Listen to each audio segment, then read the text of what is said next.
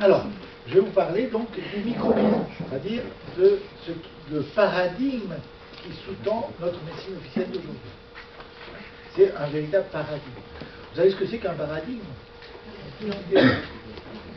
Un paradigme, c'est un système de pensée scientifique. C'est pas du tout quelque chose qui relève du New Age, c'est quelque chose de tout à fait rigoureusement scientifique. Et normalement, un paradigme, c'est que la science évolue par bascule d'un paradigme à l'autre. Et quand on bascule d'un paradigme à l'autre, normalement, on intègre les connaissances d'avant et on s'ouvre sur une plus grande connaissance. Eh bien, il faut savoir que le paradigme de la médecine moderne d'aujourd'hui, c'est une impasse. Non seulement c'est une impasse, mais elle a nié tous les acquis précédents. Donc c'est du n'importe quoi. Alors il est basé sur ce que je disais tout à l'heure, c'est-à-dire on fait du créateur un sadique, un abruti, un imbécile, et ce créateur fabrique des chefs-d'œuvre aussi extraordinaires que chacun d'entre nous, et ensuite il fabrique de méchants virus ou de méchantes bactéries pour nous détruire, pour nous sadiquer, pour nous faire souffrir, gratuitement, comme ça, pour le plaisir. Voilà. Et alors, là encore, je vous disais, il a fallu la radiation de l'ordre pour que je commence à réfléchir. Et alors c'est étonnant parce qu'après la radiation de l'ordre, il y a d'abord Claude Sabat qui est venu me donner une conférence chez moi, rien que pour moi. Vous imaginez Claude Sabat, pour ceux qui connaissent, c'est pas le genre. Hein. Donc j'ai eu la chance extraordinaire, puisque j'étais le héros anti-vaccinaliste, d'avoir droit à cette conférence de Claude Sabat, qui m'a fait découvrir la psychosomatique. Mais ce qui m'a le plus amusé, enfin c'est une façon de parler, c'est qu'un jour un monsieur est venu, il m'a demandé un rendez-vous, il m'a dit il me faut 2 heures. Je veux vous parler de quelque chose. C'est pas pour une consultation. Et j'ai vu arriver comme un visiteur médical, avec d'énormes classeurs. Et il m'a dit voilà, je suis industriel, j'ai beaucoup d'argent, et il y a quelque chose qui m'a toujours intéressé, c'est de vérifier ce qu'on nous disait. Alors j'ai voulu vérifier ce qu'on nous raconte sur les cellules, sur les mitoses, sur les méioses, sur toutes ces choses-là. Et donc, comme il a du fric, il s'est payé, il a loué, en quelque sorte, un laboratoire d'anatomopathologie pendant quelques mois, le temps de faire des expériences. Et il a loué les services du personnel pour faire ce travail. Et c'est là qu'il a constaté un certain nombre de choses tout à fait passionnantes dont je vais vous parler maintenant. Alors, avant de rentrer dans ces histoires de mitose et de méiose, regardez des photos que vous retrouvez sur Internet. Ça, c'est une culture de colibacille. L'image se trouve sur Internet. N'importe qui peut y accéder. C'est une photo réelle. Donc, après traitement, après coloration, après tout ça. D'après la théorie officielle de M. Pasteur et compagnie, et des officiels aujourd'hui, chaque bactérie est strictement identique à l'autre. Strictement identique. Moi, je constate qu'il n'y a pas 2 bactéries qui ont la même taille. Il y en a des longs, il y en a des courtes, il y en a des moyennes, il y a toutes les tailles. Tiens, bizarre. Là, il faut vérifier. Par ailleurs, si vous regardez bien, chaque bactérie est constituée par des grains qui sont accolés les uns aux autres. Tiens, qu'est-ce que c'est que ces grains? Bien sûr, c'est le microsima. Ça, c'est clair. Mais vous voyez, ça ne leur pose même pas question. C'est bizarre. Ça, c'est des staphylocoques. Les staphylocoques, ils ont une forme de fraise. Et si vous regardez bien, une photo au microscope électronique, eh bien, en fait, ce sont des granulations très très très nombreuses qui sont agglutinées les unes aux autres. Intéressant. Là, vous avez des streptocoques qui sont disposés, c'est en microscopie optique, on ne voit pas les granulations microscopiques, bien sûr, mais vous voyez comment ils sont disposés, donc c'est juste pour savoir. Et là, c'est extrêmement intéressant parce que là, vous avez des cyanobactéries. Tout ça, c'est des photos qu'on trouve sur Internet, hein, c'est pas, je ne les ai pas inventées. Les cyanobactéries, c'est, selon les officiels, ce sont des bactéries qui seraient à l'origine de la vie sur la planète, qu'on trouve dans les fosses sous-marines à très grande profondeur, là où il n'y a aucune lumière. Et comme vous constatez, c'est comme des murs qui sont constitués par des microzymas accolés les uns aux autres, exactement comme des fraises ou comme des murs, comme des framboises. Oui, je ne l'ai pas montré avant, pardon, je me suis trop vite. Là, c'est une bactérie un peu plus sophistiquée, avec un flagelle, et là, c'est déjà un être vivant organisé à part. Hein. Voilà. Nous avons un microscope, nous disposons d'un microscope, et par conséquent, chaque fois que chaque fois qu'on a un petit peu de temps, on regarde. Et il y a quelque temps, on a recueilli un chat sauvage qui s'était fait fracasser par un gros chien sans doute, et qui est arrivé avec du pu partout, enfin dans des conditions terrifiantes. On a réussi à l'apprivoiser, on a réussi à lui guérir son infection. Et puis, comme par hasard, à un moment, on était tout content d'avoir pu l'apprivoiser, parce que c'est vraiment un chat sauvage. On le connaissait déjà, il venait de temps en temps réclamer des croquettes. Mais bon, et un jour, il y a des amis qui viennent, je prends le chat dans les mains pour leur montrer le travail qu'on avait fait. Et il a eu peur, et il m'a mordu. Mais il m'a mordu cruellement, jusqu'au tendon, hein, au niveau d'un doigt. Et bien sûr, ça a fait abcès. Alors, ça a fait abcès, avec des remontées douloureuses sur la gaine. Enfin bon, normalement, c'est antibiotiques, cortisone, hyper grave et compagnie. Je me suis contenté de prendre de la vitamine B, de faire des pansements alcoolisés locaux pour permettre à l'abcès de s'évacuer. Et puis évidemment, il y avait du pu en abondance, exactement le même pu d'ailleurs qu'avait le chat quand il est arrivé. Et j'ai regardé s'il y avait des bactéries, comme tout à l'heure, sur le crachat de ce monsieur. Et comme vous voyez, c'est rempli de globules blancs, c'est-à-dire des granulocytes, qui sont remplis de microzyma, qu'on doit bouger, qu'on doit travailler, ici et là, et il n'y a pas une seule bactérie. Alors évidemment, si vous mettez ça en culture, vous le mettez dans un milieu adéquat, c'est-à-dire avec un certain capital bioélectronique, et selon le capital bioélectronique dans lequel vous allez le mettre en culture, ces microzymas vont pouvoir fabriquer des staphylocoques d'un côté, des colibacilles de l'autre, du bacille tuberculeux de l'autre. Il suffit simplement de les mettre dans un milieu de culture approprié. Et c'est les mêmes microzymas qui vont fabriquer n'importe quelle bactérie. Alors après, il y a toute une théorie qui dit que les bactéries, un colibacille peut devenir bacille tuberculeux, peut devenir staphylocoque. Non, c'est pas vrai. Un colibacille peut redevenir microzyma, et les microzymas peuvent fabriquer un bacille tuberculeux. Mais ce n'est pas le bacille tuberculeux qui devient colibacille ou l'inverse. Ça passe toujours par le stade microzyma. Ça, Béchamp était formel là-dessus. Vous voyez, donc, ce qui est étonnant, c'est que la fonction essentielle des globules blancs, c'est certainement pas le système immunitaire. La fonction essentielle des globules blancs, c'est de transporter. Ce sont les autobus qui amènent sur place les microzymas, qui sont des travailleurs partout où il y en a besoin. Et comme par hasard, ils sont remplis de granulations qui sont des microzymas, qu'on voit travailler et bouger. Hein, et c'est aussi à l'intérieur du globule blanc qu'il y a la plus forte concentration d'organismes en vitamine C, parce que ça aussi, il l'amène là où il y en a besoin, pour que le microzyma puisse travailler librement et en pleine lumière, on verra tout à l'heure. Et on appelle ça des granulocytes. Donc ils ont quand même remarqué là-bas qu'il y avait des granulations à l'intérieur. C'est étonnant. Alors, quand on regarde le monde des bactéries, donc c'est extrêmement important et extrêmement complexe, on constate que toutes les bactéries sont construites par des microzymas. Et c'est nous-mêmes qui les construisons. Et il faut savoir que selon les pathologies dont nous souffrons, c'est telle ou telle bactérie qui va être construite, qui va être bâtie. Ce n'est pas n'importe laquelle.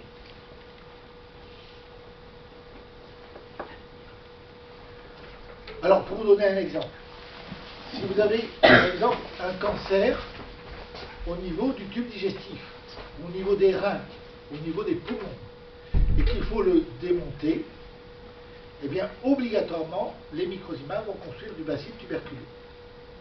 Ça veut dire que, localement, il va y avoir une modification du terrain bioélectronique qui va permettre la construction de bacilles tuberculeux au microzymas.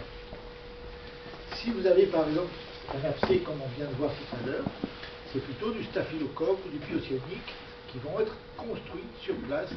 Et tout ça, c'est le cerveau qui va leur donner, qui va donner au microzyma l'information en modifiant le terrain local, tout à fait localement. Voilà. Chaque fois qu'il y a quelque part une bactérie, vous pouvez être absolument certain que vous êtes en train de guérir quelque chose. Soit vous démontez une tumeur, un cancer, soit vous démontez un échafaudage. Dans certains cas, par exemple dans les rhumes, dans les bronchites, eh bien, pour que les microzymas puissent réparer les bronches ou la muqueuse du nez abîmée par la pathologie, eh bien, il faut un échafaudage de mucus. Et c'est pour ça que dans ces pathologies, dans ces maladies, il y a toujours une phase sèche, douloureuse, puis ensuite une phase humide, on commence à cracher un peu humide, c'est moins douloureux, et puis ensuite on crache carrément des glaires, et là ce n'est plus du tout douloureux. Et ensuite, lorsque le travail de guérison est terminé, eh bien, les microzymas fabriquent des bactéries qui vont démonter l'échafaudage glaireux, et vous allez cracher vert ou jaune. Donc c'est la dernière phase du processus de guérison. Il n'y a jamais de bactéries dans votre organisme si vous n'en avez pas besoin. Et si vous prenez le cas par exemple du vaccin antivaricolique, on vous inoculait des microbactéries qu'on appelait le virus variolique, peu importe, mais toujours est-il que ça ne pouvait prendre sur quelqu'un que s'il avait des raisons de l'utiliser. Et en fait, ce n'est pas le vaccin, la bactérie inoculée qui allait se développer dans l'organisme de la personne qui avait subi le vaccin, mais c'est l'information passée, l'inoculation apportée au microzyma de la personne, une information pour qu'elle puisse se guérir. Et c'est pour ça que j'ai été un pourfendeur des vaccins, j'ai été un anti-vaccinaliste à outrance pendant très très longtemps, et presque trop. C'est pour ça que j'ai réécrit mes bouquins sous une autre forme un peu plus paisible. Parce que quand même j'étais un petit peu violent, je reconnais, humblement. Aujourd'hui, je suis le premier à prescrire du BCG. Chaque fois que quelqu'un a un cancer du poumon, chaque fois que quelqu'un a un cancer des voies digestives, un cancer du rein, si on fait du BCG à cette personne, on va quelque part stimuler ces microzymas pour qu'ils démontent ce cancer. Mais bien sûr, c'est coup par coup, et lorsqu'il y a une indication vraiment claire, évidente, et pas du tout par principe comme on faisait les vaccinations habituellement. Voilà. Donc, une bactérie, ça veut dire réparation salutaire. Les grands ennemis, les grands méchants bactéries, les grands méchants microbes qui sont là pour s'indiquer, ce n'est pas vrai. C'est un conte de sorcier à dormir debout. Ça n'existe pas. La contagion peut exister. C'est qu'il peut y avoir des bactéries ou des microzymas de l'extérieur qui viennent en vous.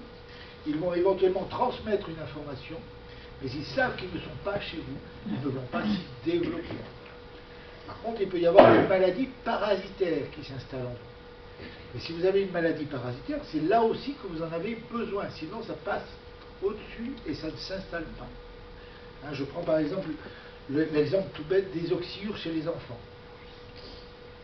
Comme par hasard, si vous regardez la manifestation des oxyures, c'est extrêmement fréquent.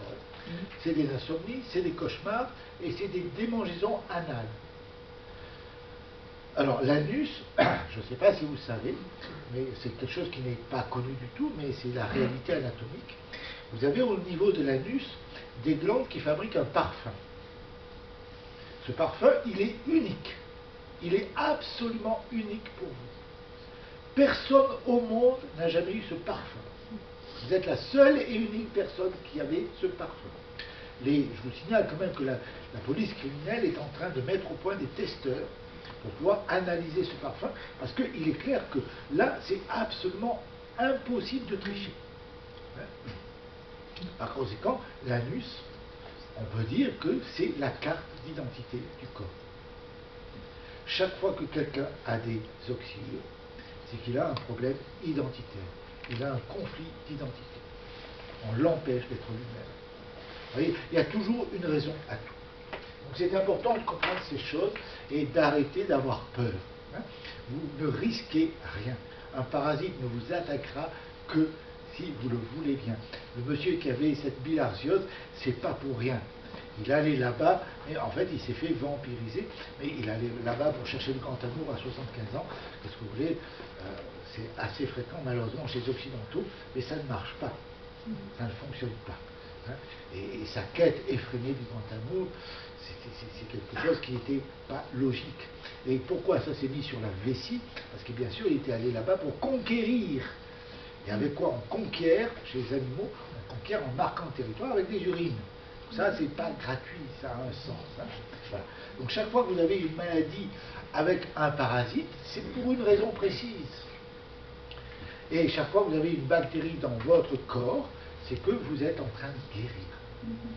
Alors arrêtez d'avoir peur quand vous avez un microbe. C'est très bien. Hein, et c'est vous qui l'avez fabriqué 9 fois sur 10. Alors le problème qui s'est posé au successeur de M. Pasteur, l'imposteur, eh bien, c'est que, bien évidemment, il y a des maladies sans bactéries. Comment on va faire? Alors là, ils sont partis complètement dans le délire. Hein, qu'est-ce que c'est qu'un délire? C'est une délecture de la réalité. Ils ont inventé, littéralement, de toutes pièces, un nouveau micro-organisme, invisible même au microscope. Il faut le microscope électronique pour le voir. Et ce micro-organisme, c'est le virus. Voilà. C'est génial. Alors, vous voyez, vous avez des schémas de virus qu'on trouve sur Internet aussi. Hein. C'est pas, hein, je ne me suis pas amusé à faire moi-même les schémas, c'est trop compliqué. Hein. Un virus, c'est un parasite obligatoire intracellulaire dans le compte de sortie officiel. C'est-à-dire que ce parasite obligatoire, il est constitué d'abord d'un container. Ce container contient de l'ADN ou de l'ARN et des enzymes disséquantes qui seraient capables de faire des manipulations génétiques, c'est-à-dire d'aller découper le génome, c'est-à-dire les chromosomes de la cellule infectée pour installer à la place l'ADN du virus, pour obliger la cellule à fabriquer des petits virus.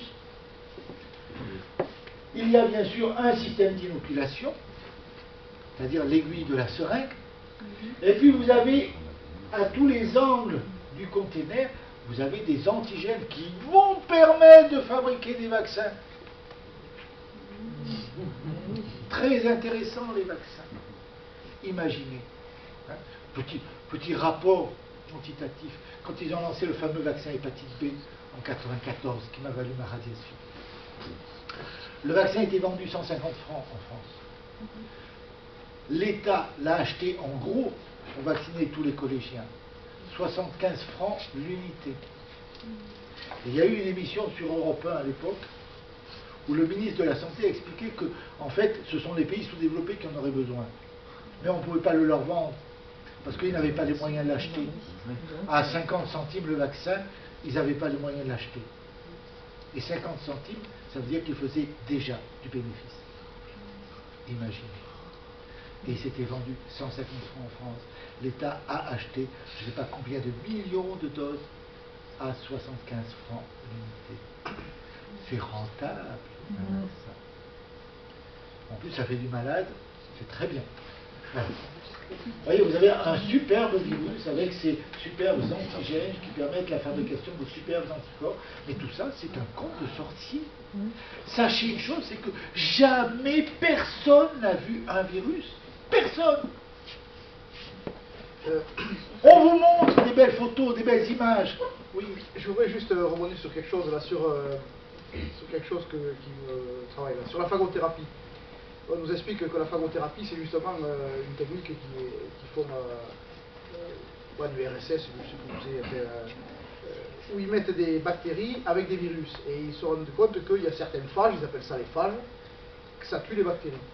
Et ils montrent ça, ils font des coupelles là où tu as les bactéries, ils mettent ces virus, alors ils récupèrent les virus dans de l'eau souillée, dans tout ce que tu veux.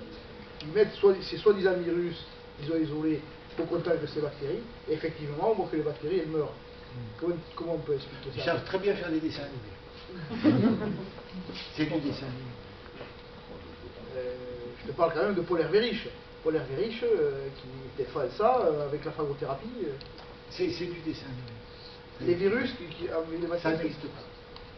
Jamais personne n'a vu un virus. Jamais. Alors après, il y a les microzymas qu'on peut prendre pour les virus, c'est une autre histoire. On va voir. Donc là, vous avez quelques photographies. Photographies de choses tout à fait intéressantes et passionnantes. Vous avez ici le virus de la grippe, le virus de l'hépatite B, le virus du sida. Là, c'est vraiment en petit. Ça, c'est les photos fournies par l'Institut Pasteur officiellement. quand on leur demande si on peut avoir des photographies pour montrer aux élèves et tout ça, alors ah non, on ne peut pas vous montrer parce que vous savez, c'est fait par des infographistes. Et pour cause. En général, les virus, on les voit qu'au microscope électronique. Et pour faire de la couleur avec du microscope électronique, il faut vraiment travailler. Hein. Voilà. Là, vous avez des photographies de soi-disant virus obtenus au microscope électronique. Comme vous voyez, ça a été dessiné au crayon par des infographistes. Ou par des dessinateurs. Là, vous avez soi-disant une capsule de virus avec le début de l'aiguille qu'on voit. Et là, ce sont des microzymas. C'est un débris cellulaire. C'est tout ce qu'on peut dire. Là, vous avez un journal qui est paru en mars-avril 2004, qui est réservé aux membres du CNRS. Et déjà en page de couverture, vous avez le virus du sida, le virus Ebola, le virus de la grippe. Regardez comme ils sont beaux. Là, la grand-mère, elle s'est défoncée hein, pour faire un aussi joli ouvrage au crochet. Là, vous avez des magnifiques virus, c'est absolument magnifique. Les seules images qui pourraient faire penser à des virus, c'est ça, qui sont des images authentiques. Et comme par hasard, si vous regardez sur celui-là, c'est un microzyma parce que vous avez à l'intérieur le fameux cristal de silicium dont je vous parlais tout à l'heure. Ça veut dire qu'on se fout royalement de la gueule du monde. Et vous avez vraiment des gens, des virologues officiels, qui aujourd'hui reconnaissent qu'on n'a jamais vu de virus. C'est pareil pour les mitoses et les méioses. Les mitoses et les méioses, ce sont les multiplications cellulaires du paradigme officiel. Et c'est ce que ce monsieur, avec ses deux gros catalogues, est venu montrer. Il est venu montrer que si on suivait le protocole officiel de préparation des coupes, avant d'examiner au microscope, on trouvait effectivement des mitoses partout.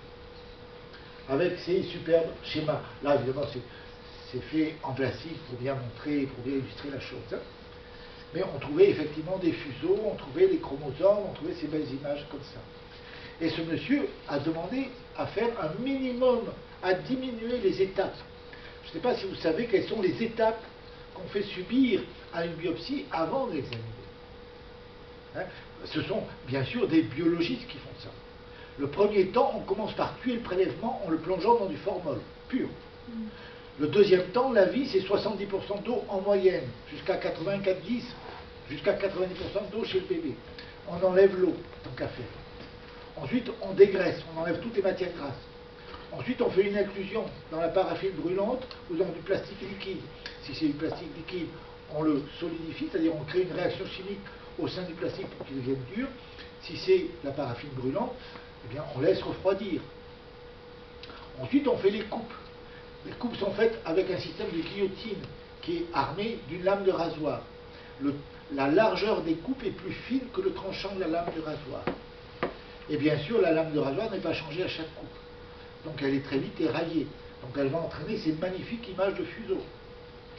Ensuite, on récupère les coupes dans une cupule remplie d'eau, parce que bien évidemment c'est tellement froid, c'est dilacéré et tellement fin qu'on ne peut pas le manipuler. Donc il faut le pêcher, il faut que la lame atterrisse sur la lame de verre. On passe la lame de verre sur la flamme d'un benzène à 700 degrés pour enlever l'eau et souder en quelque sorte la coupe à l'intérieur du verre. Ensuite, on plonge à nouveau dans du trichloréthylène, c'est-à-dire le nettoyage à sec pour enlever la paraffine. Ensuite, on met de l'eau distillée pour remplacer l'eau qu'on a enlevée au départ, qui était de l'eau vivante et informe. Ensuite, c'est pas fini. Ensuite, pour pouvoir colorer, il faut le plonger dans l'acide chlorhydrique ou l'acide sulfurique pur, c'est-à-dire un acide très fort, pour que ça fasse des trous, des rainures, etc. Ensuite, on met un colorant, et ensuite, on s'extasie sur la vie. Ouais, il y a de quoi rigoler. Franchement, il y a de quoi rigoler. Et c'est ça que ce monsieur m'a expliqué, avec ses deux catalogues. Et il m'a montré des photos. Et là, c'était hallucinant. Et il me dit, les cellules poussent, elles apparaissent, mais on ne sait pas d'où. Dans la réalité, effectivement, il y a des cellules qui apparaissent.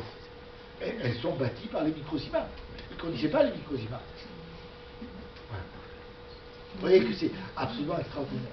Donc les mitoses, les méioses, alors méfiez-vous, maintenant ils vous montrent des films sur Internet. Ils vous montrent des films où ce serait, soi-disant, un petit peu comme ce que tu racontes, ils prennent une photo toutes les demi-heures, puis le remettre bout à bout pour faire un film. On a l'impression de voir la mitose ou la méiose. Et en fait, quand on regarde de près ces films, c'est bizarre. Au milieu du film, on passe en dessin animé. Hein, au début, alors ils ne vous disent pas, hein. Au début, oui, on voit les films comme je vous ai montré tout à l'heure, les microzymas, les bactéries, les globules blancs, les globules rouges, tout ça, ok. Au début, on voit ça, donc ça c'est le vrai film, et puis d'un coup, on passe en dessin animé. Donc on se fout royalement de la gueule du monde. Donc il n'y a pas de mitose, il n'y a pas de méiose, les cellules ne se multiplient pas, elles sont bâties par un microzyma lorsqu'il y en a besoin. L'ADN, l'ARN. Qui a vu l'ADN? Personne. Qui a fait la cartographie de l'ADN? Personne. On se fout de votre gueule. On a fait des calculs mathématiques, algébriques, mais personne ne connaît la cartographie de l'ADN de personne. La seule et unique image de l'ADN qu'on a, c'est cette image de diffraction des rayons X. On ne sait rien d'autre sur l'ADN. Effectivement, il y a certainement des chaînes de montage de forme hélicoïdale qui nous permettent de fabriquer notre propre cholestérol, nos propres protéines, nos propres matières grasses. Mais c'est tout ce qu'on sait. Et on ne peut que supposer. Ce sont de très belles hypothèses. Mais en tout cas, ce n'est certainement pas l'ADN qui est responsable de quoi que ce soit.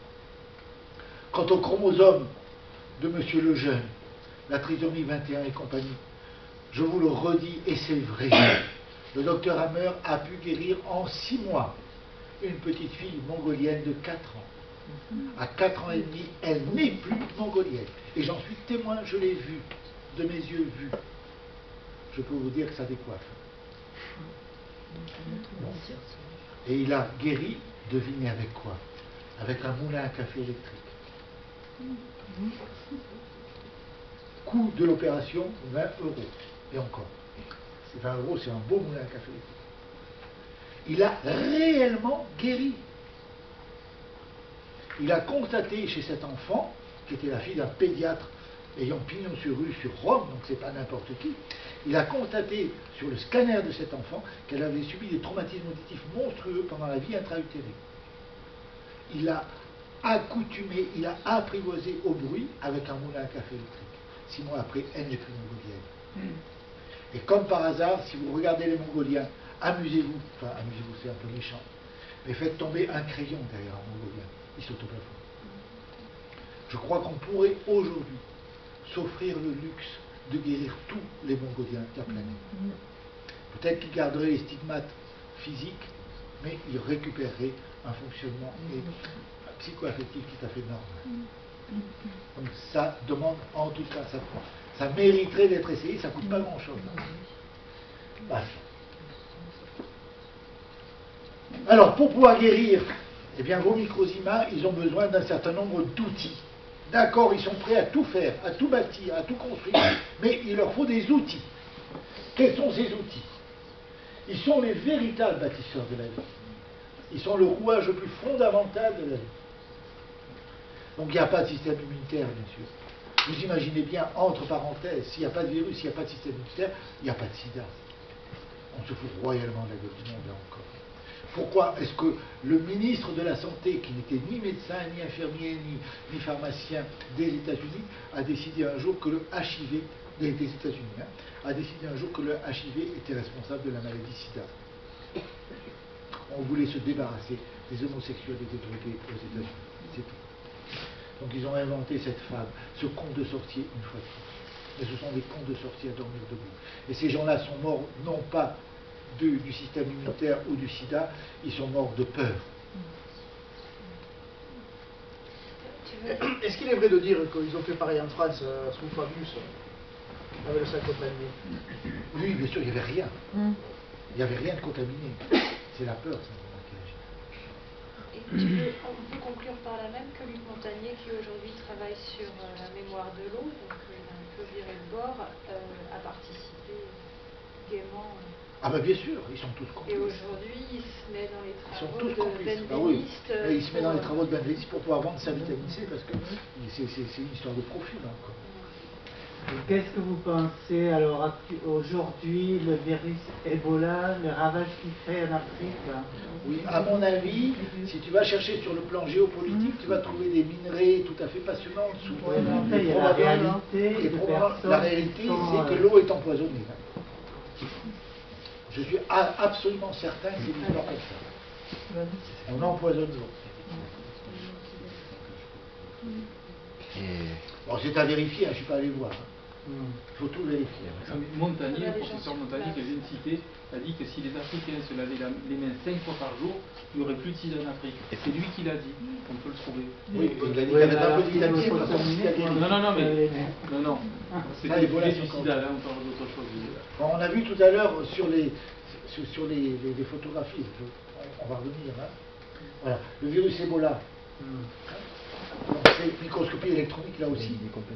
C'est un cheveu en microscopie optique. Mais la réalité aujourd'hui, quand même, c'est qu'il y a des peuples qui sont. Ah oui, mais qui sont contaminés par de l'eau. l'eau. Contaminés, donc bon. C'est comme la peste au Moyen-Âge. Hein. La peste, c'était simplement les paysans qui buvaient l'eau des mares. Et les seules personnes qui n'étaient jamais contaminées, c'était le médecin et les infirmières, comme par hasard, qui étaient pourtant le plus en contact avec les malades. Non, je crois qu'il faut chercher une autre cause. Je ne dis pas forcément que c'est ça, mais il faut chercher une autre cause que... Et l'eau serait contaminée par quoi? Par des poisons volontairement mis par les Occidentaux pour pouvoir s'approprier les terres de ces gens-là. Moi j'ai lu une accusation gratuite, il faut aller vérifier. Je ne sais pas. Mais à mon avis, il y a complètement autre chose qu'un virus. À mon avis. Mais je ne suis pas Dieu le Père, je ne sais pas tout. Donc, pas de système immunitaire, pas de virus. Les bactéries, c'est nos microzymas qui les fabriquent. Et ils les fabriquent à bon escient, à condition d'avoir un certain nombre de matériaux sous la main. Ces matériaux, il faut les leur fournir. Un microzyma malade, s'il n'a pas tout ce dont il a besoin, il ne va pas pouvoir travailler normalement. Hein? Il va bien sûr déborder par rapport à ce qui lui est demandé. Il va construire des cancers beaucoup trop volumineux, il va creuser des caries beaucoup trop délabrantes, et même lorsqu'il va guérir, par exemple, une verrue, c'est un cancer, c'est une micro-ventouse de la peau qui est réparée, mais de façon excessive. Hein? Ouais.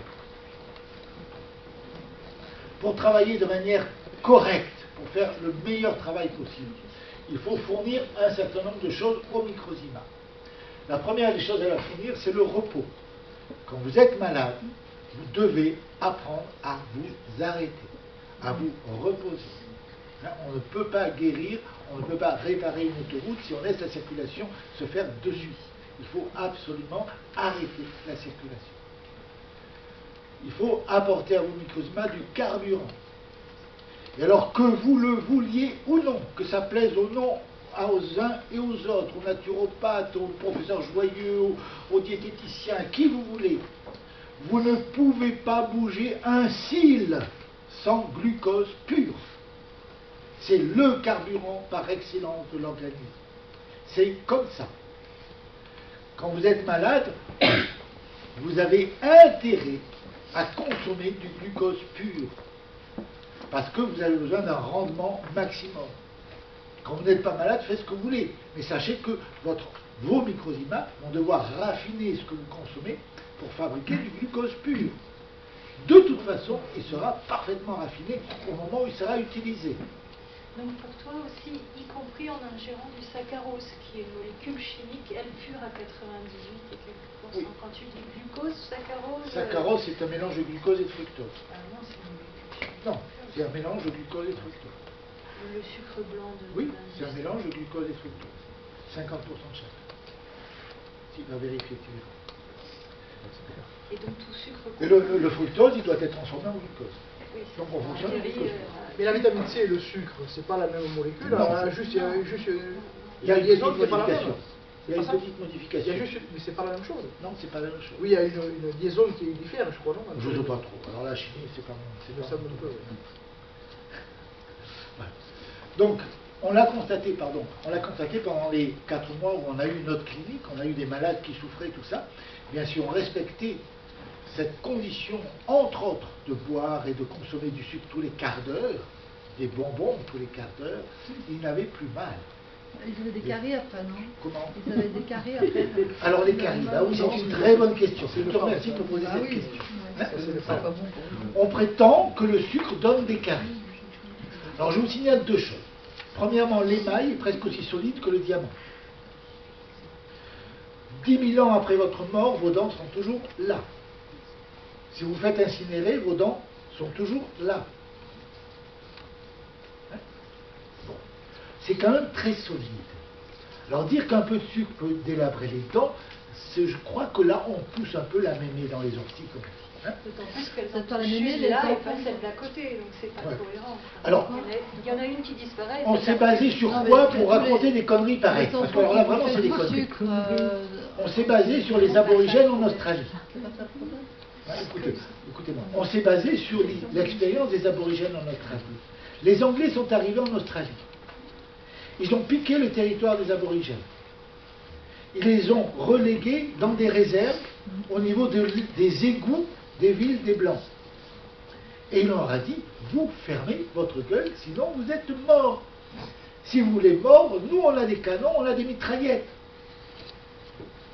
Les enfants qui sont nés à cette époque-là, on leur a aussi donné du sucre blanc.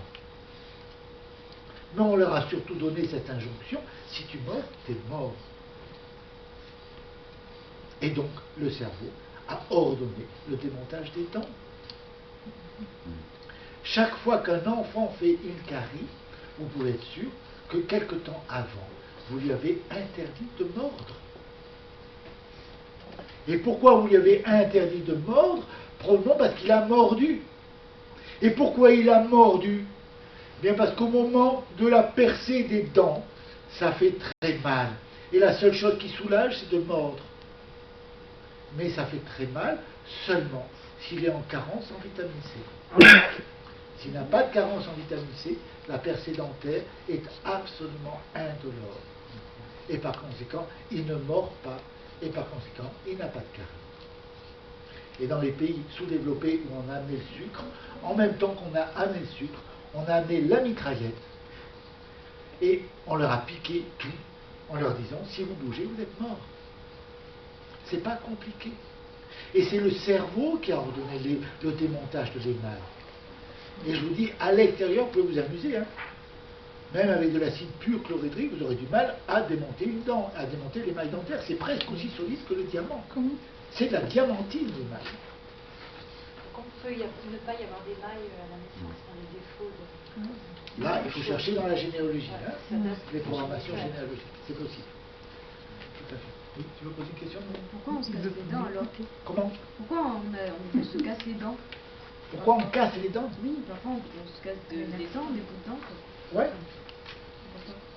Je sais pas, elle se casse toute seule ou tu as fait, c'est un accident? Les dents friables, tu veux dire, les dents en mauvais état.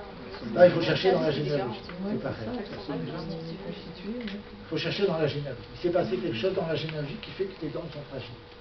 Et sinon, Mais ce qu'il faut on savoir en aussi, c'est que les caries se réparent. Avant de mettre un tas de métal dedans, elles se réparent d'elles-mêmes, par exemple. Alors, c'est théoriquement possible comme tout. Le seul problème, c'est qu'à chaque mastication, vous envoyez 600 kilos. 600 kilos de pression, c'est un peu gênant pour que la réparation soit durable. Donc, pour que ça puisse se faire, il faudrait pouvoir trouver un système, soit manger avec une paille et fermer bloquer la mastication, interdire la mastication. Moi, c'est compliqué. Pour l'instant, je n'ai pas trouvé la solution. Soit trouver un pansement qui permette au microzyma de travailler à l'intérieur. C'est compliqué. Pour l'instant, je n'ai pas trouvé la solution. C'est toujours à propos du sucre raffiné. Je me suis dit de dire que pour raffiner du sucre, on utilise des substances qui n'étaient pas bonnes. Oui, c'est exact. Mais à l'arrivée, il n'y en a plus. Sauf si vous prenez du sucre roux. Alors ça, c'est une belle escroquerie des naturopathes. Hein, parce que tout le travail de raffinage utilise effectivement des substances chimiques. Et avant de vous le fournir, ce sucre, on fait l'opération de clairissage.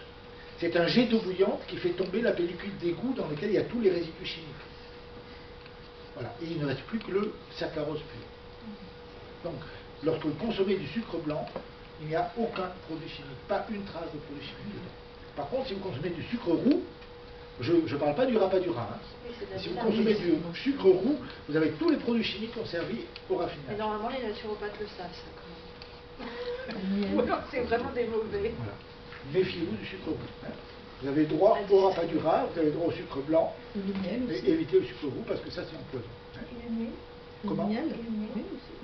Le miel. Le miel, c'est très bien. Ah, Le problème du miel, c'est que ça ne vous aide pas à mettre les pieds sur la terre, hein. C'est le miel des anges. Le miel, c'est le sucre des anges, hein. Alors, pensez-y, l'histoire du sucre, c'est très important quand vous êtes malade. Vous devez manger des bonbons quand vous êtes malade. Oui, mais on dit que le sucre acidifie le terrain aussi. Oui, la connerie aussi. Là, attention. Très bien. Ce que je vous ai expliqué tout à l'heure. Chaque endroit de votre corps a droit à son niveau bioélectronique spécifique qui va permettre au microsima d'avoir l'information. Le sang, qui peut représenter le système global, hein, le sang, son niveau d'acidité est géré par le cerveau. Il a à sa disposition les reins, les poumons et la peau pour réguler cette acidité. Tu peux faire ce que tu veux, ce sera le cerveau qui décidera. C'est pas parce que tu bouffes du citron, de la vitamine C, du sucre que ça va acidifier ou alcaliniser. Hein, par contre, il est clair que si tu manges trop d'acide, tu vas retrouver cet acide dans les urines. Si tu manges trop d'alcalins, tu vas retrouver ces alcalins dans les urines. Mais de toute façon, c'est le cerveau qui décide. Hein, ce n'est pas les aliments que tu manges. Il n'y a pas un seul aliment qui ne soit pas acide. Pas un seul. Même les bananes trop mûres des naturopathes, elles sont aussi acides. Pas tous les naturopathes.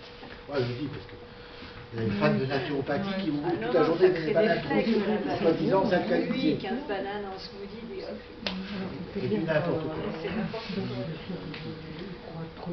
Troisième clé importante pour guérir. Fournissez à vos microzymas de l'eau.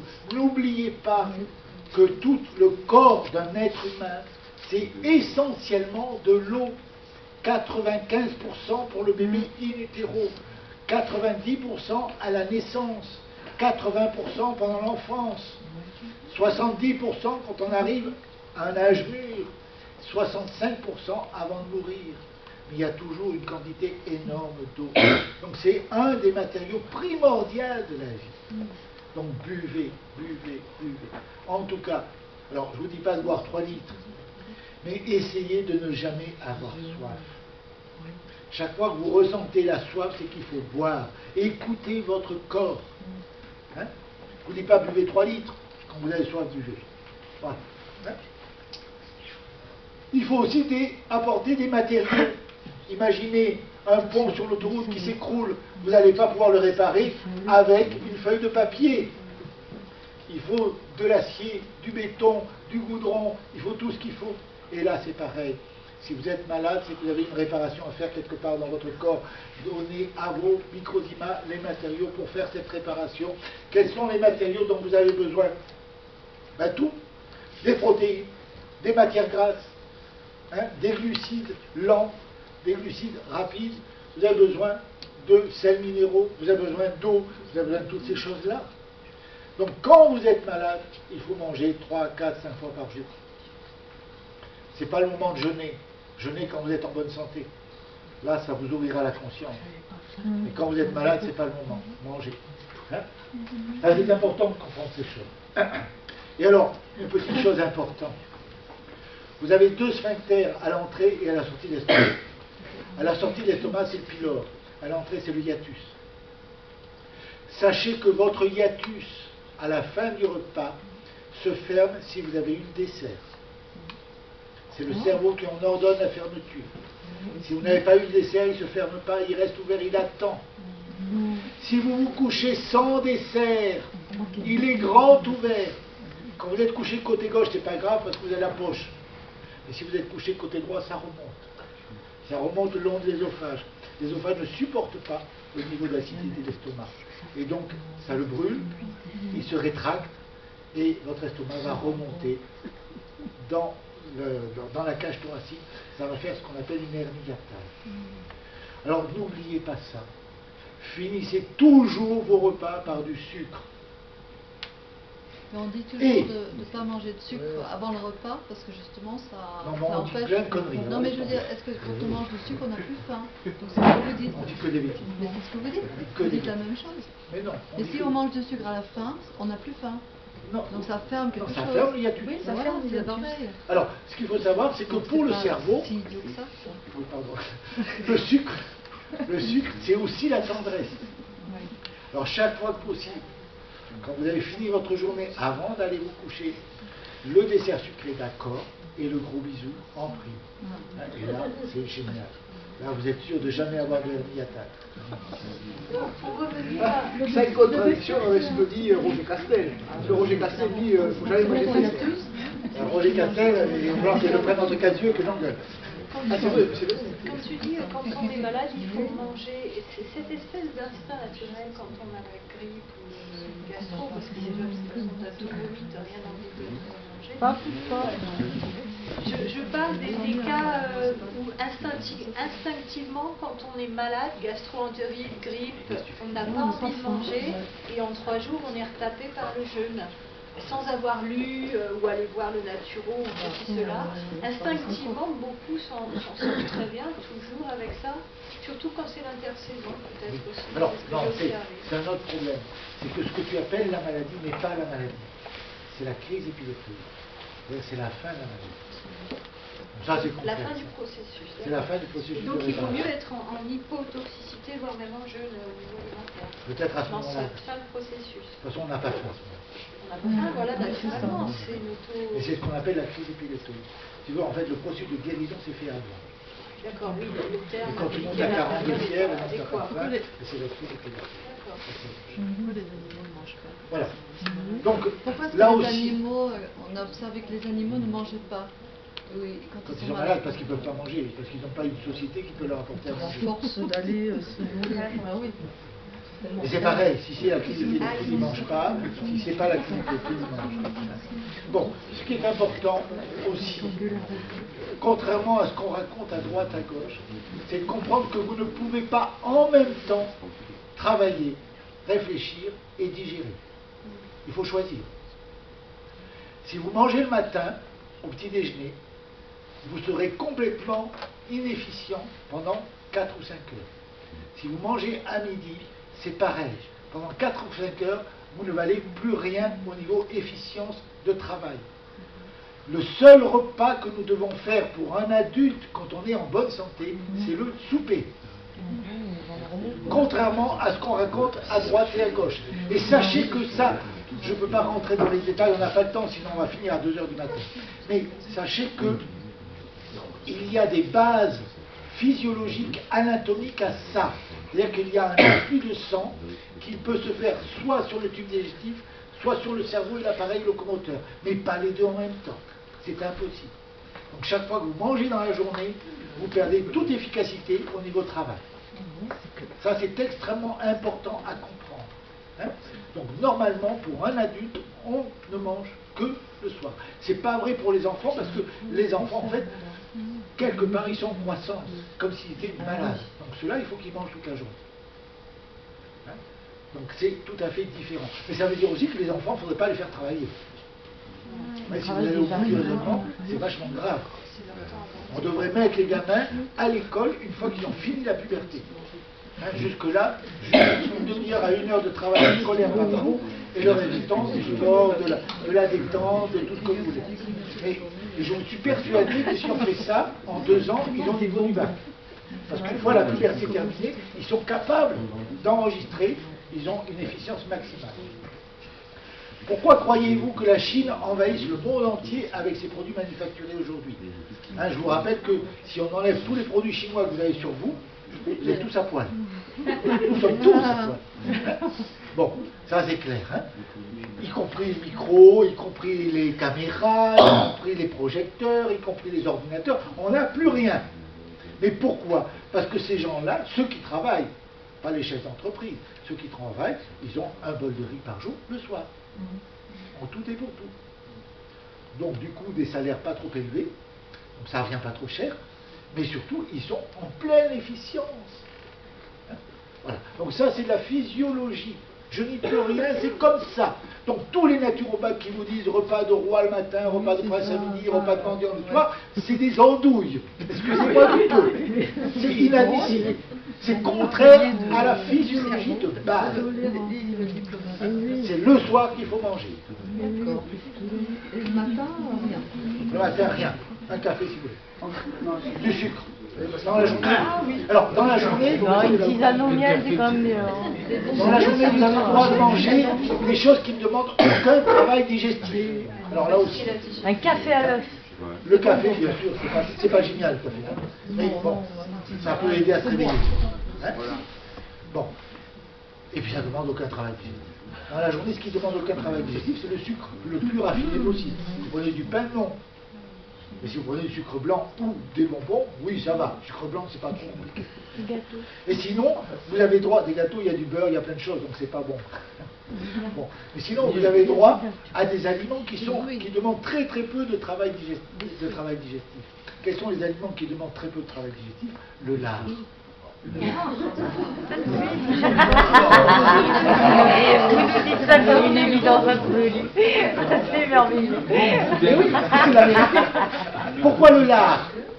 Parce que c'est de la graisse, c'est comme le sucre, directement utilisable comme carburant. Ouais, c'est vrai. Deuxième chose, c'est du cochon. Le cochon, c'est l'animal qui ressemble le plus à l'homme au niveau de la structure microscopique des tissus. Donc, bien sûr, si vous mangez du cochon élevé en batterie, vous allez bouffer toute sa souffrance. Donc là, vous allez payer cher. Hein. Donc des cochons élevés naturellement, tués respectueusement, etc. etc. Mais regardez les paysans avant. Hein. Quand ils n'avaient pas les tracteurs pour faire le boulot, ils s'arrêtaient 4 ou 5 fois par jour pour manger. Qu'est-ce qu'ils mangeaient? Du lard. Le miel aussi, c'est bien. Le miel, C'est du sucre. Hein. Oui. c'est bon. Oui, c'est pas trop. Tu fais pas la différence entre le cru et le cuit? Ben, ça On dépend. va manger un peu dans la journée, je parle pas de ce Ah, repas du soir. Alors, si vous mangez des végétaux dans la journée, qu'ils soient crus ou cuits, c'est terrible. Parce que pour transformer du végétal en être humain, le travail est colossal. Vous ne pouvez pas tout faire en même temps. Par contre, si vous mangez, je vous dis, du lard, là, ça ne demande aucun travail de digestion. Hein. Ça passe direct. Vous pouvez manger du beurre. Alors, ce qui est pas mal aussi dans la journée, c'est les fromages. Fromage blanc, yaourt, des choses comme ça qui sont prédigérées. Et c'est des protéines animales qui sont très proches des nôtres. Qu'elles soient de vache ou qu'elles soient de chèvre, de brebis, n'importe quoi. Donc là, ça demande très peu de travail. Mais pas pasteurisé, je Mais veux pas de pain.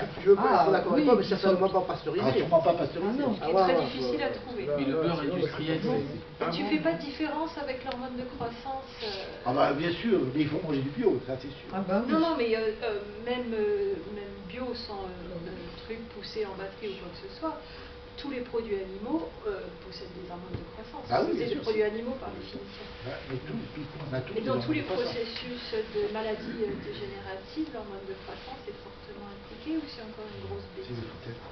Ouais, Gernès, les travaux de Gernès l'avaient démontré ça. Gernès. Il fallait faire une petite incision au cerveau pour à l'hypophyse ou je sais pas quoi pour inhiber où c'est le foie, les récepteurs du foie, parce qu'ils avaient fait l'expérience avec les nains. Ils s'étaient aperçus que chez les nains il n'y avait pas de cancer. Ouais, à cause Parce de que les l'hormone de récepteurs du croissance. foie, de l'hormone de croissance n'étaient pas là. Écoute, moi je demande à voir son étude. Hein. Ça m'étonnerait qu'il n'y ait pas de cancer chez les nains. Vraiment, ça m'étonnerait. Ah, je crois que c'est un peu facile à dire ça. Les Asiatiques qui mangent peu de produits animaux, pareil, l'étude a été faite dessus. Il faut voir aussi les autres facteurs derrière. Quel est le stress qu'il y a derrière. C'est pas Alors, évident. si on est végétarien, ça marche pas. Ah bah si, mais tu peux manger le soir. Oui, mais vous dites manger du lard ou du cochon. Ah mais si tu es végétarien, tu peux manger des bonbons hein, quand Il même. faut le dire Bah ça. oui, des bonbons, voilà. hein. C'est tellement bon. Et comment se fournit les féculents? Les féculents, bah, c'est digestif, hein. Il y a un travail de digestion colossal. Si vous mangez une pomme ou un féculent dans la journée, il faut le digérer. Sinon vous ne travaillez plus. Hein. Vous foutez votre cerveau en bain. Votre cerveau, vos muscles. Vous essayez. Hein. On ne peut pas travailler et digérer en même temps. On ne peut pas courir et digérer en même temps. Donc les sucres lents, c'est une bêtise. C'est une bêtise complète. C'est des bêtises naturopathes. Pas tous les naturopathes. et de diététicien. Voilà. Alors les vitamines. Nous avons besoin impérativement de nous complémenter en vitamine C, parce qu'on ne sait pas la fabriquer. Hein? Nous ne savons pas la synthétiser. Oui. Ça c'est peut-être un peu plus dans les fruits quand même que dans le porc, la vitamine C. Quoi. Je sais pas, vous dites les fruits c'est dur à digérer, mais pour ma part, je trouve ça un peu discutable. C'est très fibreux, au contraire, ça demande très peu de feu au niveau de l'estomac, surtout si c'est réduit au niveau très petit. Le transformer en corps humain, oui, mais nous, on n'est pas en croissance non plus. Enfin, de toute façon, tu es quand même obligé de le transformer en corps humain, parce que tu régénères en permanence tes tissus intérieurs. On est des frugivores au départ, c'est ça qui nous permet de nous construire en tant qu'être humain. On n'a pas besoin de viande humaine ou de viande de porc. Je suis d'accord avec toi, mais va vivre en zone équatoriale et sois frugivore, mais ne travaille pas. On est plus bon endroit. Je suis tout à fait d'accord avec toi. Ouais, faut être retraité, faut pas se... Pars à l'équateur, vis là-bas, effectivement, tu n'as plus besoin de travailler. Mais si tu veux travailler ici, alors fais gaffe. Et les légumes secs dans tout ça, ou les fruits secs? C'est pareil, c'est un travail de transformation colossal. Ça ne veut pas dire que c'est pas bon. Mais prenez-le le soir. C'est tout. C'est pas compliqué. Vous mangez ce que vous voulez, mais le soir. Dans la journée, si vous voulez être efficient, il ne faut pas. Ah non, mais ça, c'est une pression, une conversion. Faites pas de différence entre des fruits amidonnés ou des fruits juste fibreux. Moi, je sais pas, je constate dans mon ressenti, il y a des fruits, franchement, d'ici que je sente une lourdeur de digestion, là où avec un féculent, c'est évident, c'est constatable très facilement dans le ressenti.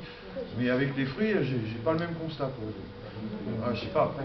Bon, après, tu as peut-être des enzymes particulièrement efficaces, mais en principe, tu ne peux pas faire des tours. Il y en a dans les fruits, des enzymes. Oui, bien sûr. Ah, et que pensez-vous des jus de légumes ou jus de fruits? C'est pareil. Pour transformer du légume en être humain, c'est un travail colossal. Ça va directement dans le sang. Ouais. Attends, ça apporte des tombereaux de potassium, et lorsque tu es malade, c'est pas bon. Hein. Les curbreuils, c'est la foutaise intestinale. Et quoi? Ça apporte trop de potassium, donc ça multiplie par 10 l'inflammation de la douleur. Et je ne sais pas si la réponse peut être rapide, mais c'est la question qui se pose toujours, quels que soient les modes d'alimentation. Les gens qui ne se nourrissent plus, sont-ils carencés en vitamine C? Je ne sais pas. Je n'ai pas été voir. Ils ne sont pas très nombreux, alors on n'a pas trop des... On les voit pas. Il y en a assez pour les étudier. Ah oui, il y en a qui Donc, les compléments en vitamine C. Donc la vitamine C, normalement, comparativement aux animaux qui la synthétisent, il nous faudrait, pour un adulte de 60 à 70 kg, il faudrait consommer 10 grammes par jour de vitamine C. Permanent. Contrairement à son nom, la vitamine C n'est pas une vitamine. Une vitamine, c'est une amine, c'est-à-dire une protéine, qui ne supporte pas la chaleur, qui est extrêmement fragile et qui est vivante, quelque part. La vitamine C, c'est un glucoside, c'est-à-dire un dérivé du sucre, qui supporte très bien la chaleur, jusqu'à 150 degrés, et donc il n'y a aucun problème, elle se conserve, mais on n'en a jamais assez. Vive le confit. Si vous voulez vous passer de vitamine C et la prendre dans une alimentation, pour avoir vos 10 grammes de vitamine C par jour, il faut compter entre 30 et 50 kilos d'oranges par jour, peau comprise. Oui. Vous voyez ? Vous avez d'autres bonnes nouvelles? Il n'y en a guère plus dans le citron, à peine plus dans le kiwi. Vous voyez, c'est hallucinant. Et le chlorure de magnésium permet l'assimilation? Non, ça n'a aucune importance. Le chlorure de magnésium, c'est un ersatz de vitamine C, mais moins puissant, c'est tout. Et l'arbousier ou exactement les l'alguézo? mêmes effets. L'arbousier contient un peu plus de vitamine C que d'autres, mais c'est l'artère. Donc, à partir d'un certain âge, on est tous également carencés en vitamine E. La vitamine E, on la trouve dans les huiles, normalement, mais les huiles ne contiennent que la quantité nécessaire pour qu'elles ne rancissent pas. Sinon, s'il n'y a pas un peu de vitamine E dans l'huile, elle rancit. Et donc, quand vous consommez une huile végétale, de bonne qualité, pressée à froid, etc., vous avez un petit peu de vitamine E, mais elle n'a pas d'effet thérapeutique. Pour qu'elle ait un effet thérapeutique, il faut l'extraire de l'huile, pour pouvoir en prendre des quantités suffisantes. Donc ça revient très cher, bien sûr, et ça, c'est un produit de luxe, il faut reconnaître. Et c'est génial parce que ça agit contre les rides et la dégénérescence de la peau et toutes les maladies cutanées. Ça agit en dissolvant, en facilitant la dissolution de toutes les plaques d'athérome et autres à l'intérieur des artères, en diminuant la tension, en remettant les artères à neuf, si c'est associé à la vitamine C. Là, c'est vraiment un truc absolument génial. Hein. Voilà. Et par rapport aux paralysies, hein, on a eu le cas, le cas est cité sur notre site, hein, on a un certain nombre de cas cliniques. Un jeune de 17 ans qui a fait une paralysie, une paraplégie, c'est-à-dire qu'il s'est paralysé du bas du corps, suite soit d'une rougeole virale. Hein. Bon, on rigole. Bon, peu importe. Toujours est-il qu'au bout d'une semaine ou deux, les médecins lui ont dit, bon ben, c'est irréversible, vous resterez paralysé toute votre vie. Les parents paniqués m'ont envoyé un mail. Je leur ai dit, mettez-lui de la vitamine E. On ne peut pas en mettre beaucoup parce qu'évidemment, il était sous anticoagulant. Ça a un effet anticoagulant à dose importante. Toujours est-il qu'il a pris 0,5 ml de vitamine E par jour. C'est très peu. Le lendemain, il était debout. Le surlendemain, il marchait. 2 jours. Donc, le système nerveux, c'est pas mal quand même. Ça marche bien. Et naturellement, donc on la trouve, la vitamine E? Dans toutes les huiles. Que dans l'huile? Toutes les huiles contiennent la vitamine E. Pour éviter le rancissement. Sinon, elle rancisse. C'est pour ça que la seule huile qui en contient peu, c'est l'huile de noix. C'est pour ça que l'huile de noix rancit facilement. Les autres huiles ne rancissent pas. Alors la dimension spirituelle, ce que je vous disais tout à l'heure, est capable de comprendre que ce Créateur est d'abord une maman tendre et qui nous aime et qui nous veut en bonne santé et heureux. Donc ça, c'est le message chrétien et c'est important. Alors, peu importe à la limite la spiritualité que vous avez, mais sachez que vous avez une dimension spirituelle qu'il faut s'en occuper. Et vous ne pouvez pas vous permettre de vivre sans cette dimension spirituelle. D'une manière ou d'une autre, il faut la mettre en œuvre. Et je vais vous dire une chose bête. Essayez de prendre conscience de la place que prend chez vous les mondes virtuels, à savoir la télévision, à savoir tout l'ordinateur, à savoir toutes ces choses-là. Il faudrait que dans votre lieu de vie, dans votre lieu spécifique de vie, il y ait autant de place au moins pour la spiritualité. Ça veut dire que je vous conseille je vous conseille instamment d'aménager dans votre lieu de vie un endroit pour ça. À une époque, il y avait les églises, on pouvait facilement entrer dans les églises. Aujourd'hui, elles sont toutes fermées. Donc, installez-vous un petit lieu pour prier, pour méditer, peu importe après les symboles que vous utilisez, c'est votre liberté totale. Mais on ne peut pas guérir si on n'entre pas dans cette dimension spirituelle, si on ne prend pas conscience de cette merveilleuse tendresse, de cette merveilleuse bienveillance du Créateur à notre égard. Je vous ai fait merveilleusement beau, c'est pas pour rien. Vous voulez dire qu'entre les 3 sphères, donc les 3 niveaux dont vous avez parlé, le niveau physique, l'âme et le spirituel, ça communique et ça influe l'un sur l'autre? Oui, absolument. Absolument. On va le voir avec la psychosomatique. Voilà, on passe sur un autre chapitre qui est la psychosomatique. Je vais essayer d'aller un peu vite parce que vous avez tous, j'imagine, des notions, non? Plutôt que de manger des bonbons, si on boit de l'eau avec un peu de sirop. Pareil. C'est pas mal. Pas de problème. Donc on va voir maintenant l'organisation du vivant. Et ça, c'est un nouveau paradigme, mais qui repart d'avant Pasteur. Vous voyez qu'il faut repartir de Béchamp, des découvreurs des vitamines et tout ça. Et là, c'est une ouverture supplémentaire à l'avant Pasteur. Et ça permet réellement d'avancer. C'est la dimension psychosomatique. Le paradigme psychosomatique résulte d'une accumulation d'observations par des scientifiques, d'observation et d'expérimentation. Alors quels sont les précurseurs? Le premier précurseur, c'est Hippocrate, 2 ou 3 siècles avant Jésus-Christ. Hippocrate écrivait, si une femme a un cancer du sein, si elle consulte un médecin, elle meurt 3 ou 4 fois plus vite que si elle ne consulte pas. Bizarre. Bon, soyons sérieux. C'est vrai, hein, ça pêche. Georges Grodek, un psychanalyste élève de Freud, pose en 1917 les bases de la psychosomatique et il établit le clavier des pathologies. C'est-à-dire tel stress donne telle pathologie. Géant. Malheureusement, on ne retrouve pas ces bouquins. Ils sont presque tous périmés et c'est extrêmement difficile de les obtenir. Ensuite, vous avez des gens comme Henri Laborit, un Français, comme Michael Balint, un Anglais, qui vont travailler activement à ça dans les années 50, 1950 et autres. À cette époque, on acceptait en médecine officielle d'inclure la dimension psychosomatique. Aujourd'hui, c'est exclu totalement. Aussi. 1978, le docteur Reich-Gerd Hammer est un cancérologue connu nationalement en Allemagne. Il est chef d'une clinique, chef d'un service de cancérologie féminine dans une clinique de Tübingen. Il est riche, il est marié, il a des enfants. Ils sont en vacances sur leur yacht au large de la Corse. Ils font escale dans une petite île. Le prince Emmanuel de Savoie se trouve sur la même île.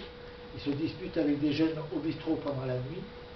Ensuite, il prend un fusil de gros calibre. Il tire après ces jeunes. Il manque la cible. La balle traverse la coque de 2 ou 3 yachts amarrés sur le port et atterrit dans le ventre du fils de Dirk, du fils de Hammer. Le prince Emmanuel de Savoie va écoper de 48 heures de garde à vue en Corse. Le fils de Hammer est rapatrié par hélicoptère à Tübingen. Il va être immédiatement amputé d'une jambe. Il va subir une dizaine d'opérations jusqu'en décembre et il meurt. Et après cette mort, Hammer développe un cancer du testicule et sa femme un cancer de l'ovaire. Sa femme va mourir de son cancer de l'ovaire. Et lui, il se fait opérer du cancer de l'ovaire. Il se pose la question, il se dit pourquoi? Pourquoi ce type de cancer? Est-ce qu'il n'y a pas un sens? Et il se met à chercher. Il a à sa disposition 30 ou 40 malades dans son service de sa clinique à Tübingen. Il leur pose la question, est-ce que vous n'avez pas vécu un stress monstrueux quelques semaines, quelques mois avant l'apparition du cancer? 100% de réponses positives. Il en tombe sur le cul quelque part. Il est en même temps radiologue. Il se dit, si c'est quelque chose qui est lié au stress, il y a un reflet dans le cerveau. Il fait faire des scanners cérébraux et il découvre que pour tel type de cancer, il y a telle zone du cerveau qui est touchée. Et à partir de là, il établit véritablement une science rigoureusement exacte. Malheureusement, évidemment, les traitements ne coûtent pas cher du tout. Alors, on se bat contre lui. Il a déjà fait 18 mois de prison à Tübingen, 18 mois de prison à Fresnes, en France. Alors, il faut savoir qu'il est interdit de séjour en France, parce que, évidemment, comme le prince Emmanuel de Savoie n'a jamais été jugé, il garde une dent. Et par conséquent, on leur a interdit à chacun d'aller dans le pays où l'autre pouvait aller. Donc Emmanuel de Savoie a le droit de venir en France, donc Hammer n'a pas le droit. Mais il a quand même passé 18 mois de prison à Fresnes, en France, pour avoir osé réfléchir en Allemagne. C'est un scandale. Voilà. Alors, on rentre dans la théorie. Certaines tempêtes émotionnelles au cours de votre vie sont tellement violentes, tellement effroyables, que vous ne pouvez pas faire face. Pourquoi vous ne pouvez pas faire face? Parce que vous allez perdre tout le sang-froid. Imaginez par exemple, on vous apprend que votre enfant est à l'hôpital à la suite d'un accident. Vous allez sauter dans votre voiture, mais vous avez de bonnes chances d'oublier les feux rouges, d'oublier les limitations de vitesse, et vous avez de bonnes chances d'avoir un accident. Aussi longtemps que votre fils sera en danger, vous allez oublier de manger, vous allez oublier de dormir, tellement vous êtes en stress. Ce n'est pas compatible avec la vie. Le cerveau va donc se charger de gérer la situation. Et c'est un ordinateur. Comme pour M. Pasteur à l'époque. Il ne sait pas tenir compte des contingences modernes technologiques. Il ne connaît pas. Et par conséquent, il va mettre en route une situation de survie qui s'appelle un cancer, ou une pathologie si vous préférez. Alors je vous propose un exemple simple et courant. La vache laitière, vous pouvez le translater sur la brebis ou sur la chèvre, c'est pareil exactement. Une vache normale, pour son veau, fabrique entre 2 et 5 litres de lait par jour. Ce lait est translucide, c'est-à-dire qu'il est relativement pauvre. Si on veut en faire une vache laitière, il faut lui enlever son veau et le mettre à un endroit où le veau ne peut pas la rejoindre, mais où il va pleurer, parce qu'il n'aura pas sa maman. Donc on crée un stress, bien sûr, énorme, monstrueux pour la vache. À partir de ce moment-là, la vache, le cerveau de la vache, va considérer que si son enfant n'est pas capable de venir jusqu'à elle, il est en danger de mort. S'il est en danger de mort, c'est parce qu'il n'a pas assez à manger. Et la vache développe un cancer des mamelles. Chaque fois que vous consommez du lait, du fromage, des yaourts, vous consommez un lait cancéreux. Ça veut dire quoi? Ça veut dire que c'est un lait qui est d'une richesse inouïe en nutriments. C'est pour ça qu'il devient opaque à la lumière. Et ça veut dire que c'est un lait qui est rempli d'amour inconditionnel. C'est la définition même de l'amour inconditionnel. Donc la valeur énergétique, qualitative, vitale de ce lait est absolument merveilleuse. Et grâce à son cancer, la vache ne souffre plus. Elle n'a souffert que momentanément. Donc la production de lait est montée jusqu'à parfois 50 litres par jour. Et sa qualité est très supérieure au lait ordinaire. Donc vous voyez, le mot cancer vous fait peur. Essayez, amusez-vous si vous avez la possibilité de voir des gens qui font du lait, qui font de l'élevage de vaches pour du lait, allez palper les mamelles de ces vaches. Elles sont dures comme de la pierre. Elles vont jusqu'à traîner par terre.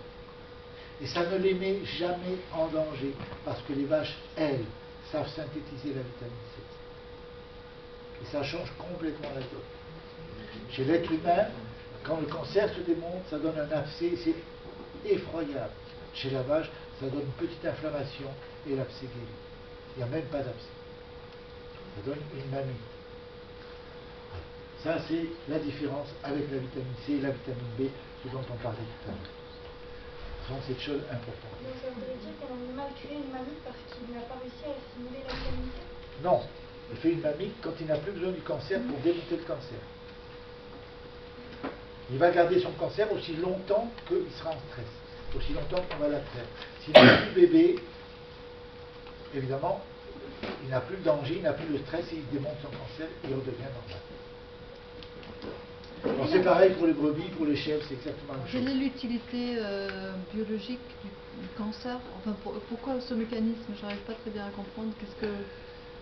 Quelle est la logique pour la vache de créer un cancer? Enfin, bon, biologiquement. Parce que, si tu veux, le premier danger de mort pour l'enfant, ça a toujours été la famine. C'est tout. Pour le cerveau, c'est le premier programme qui est inscrit. Et quel est l'intérêt de manger des produits laitiers, y compris plus bio, on va dire, si c'est pour consommer la détresse de la vache? Ben, la détresse de la vache, tu ne la manges pas, parce que lorsqu'elle commence à fabriquer du lait, elle n'est plus en détresse. La détresse de la vache, c'est lorsqu'elle construit son cancer. À un niveau Ça dure 3 semaines. énergétique. Comment? À un niveau énergétique. Au niveau énergétique, c'est l'amour inconditionnel. Donc c'est Pour géant. vous, pas pour moi. Pour la vache, c'est l'amour inconditionnel. C'est pour que je consomme son amour inconditionnel. Là, je ne vous dis pas qu'il faut boire du lait. Énergétique du lait, Je ne vous dis pas qu'il faut boire du lait, vous faites ce que vous voulez, ça m'est égal. Mais sachez que c'est comme ça. Ça marche comme ça. C'est comme ça que fonctionnent tous les paysans qui font du lait.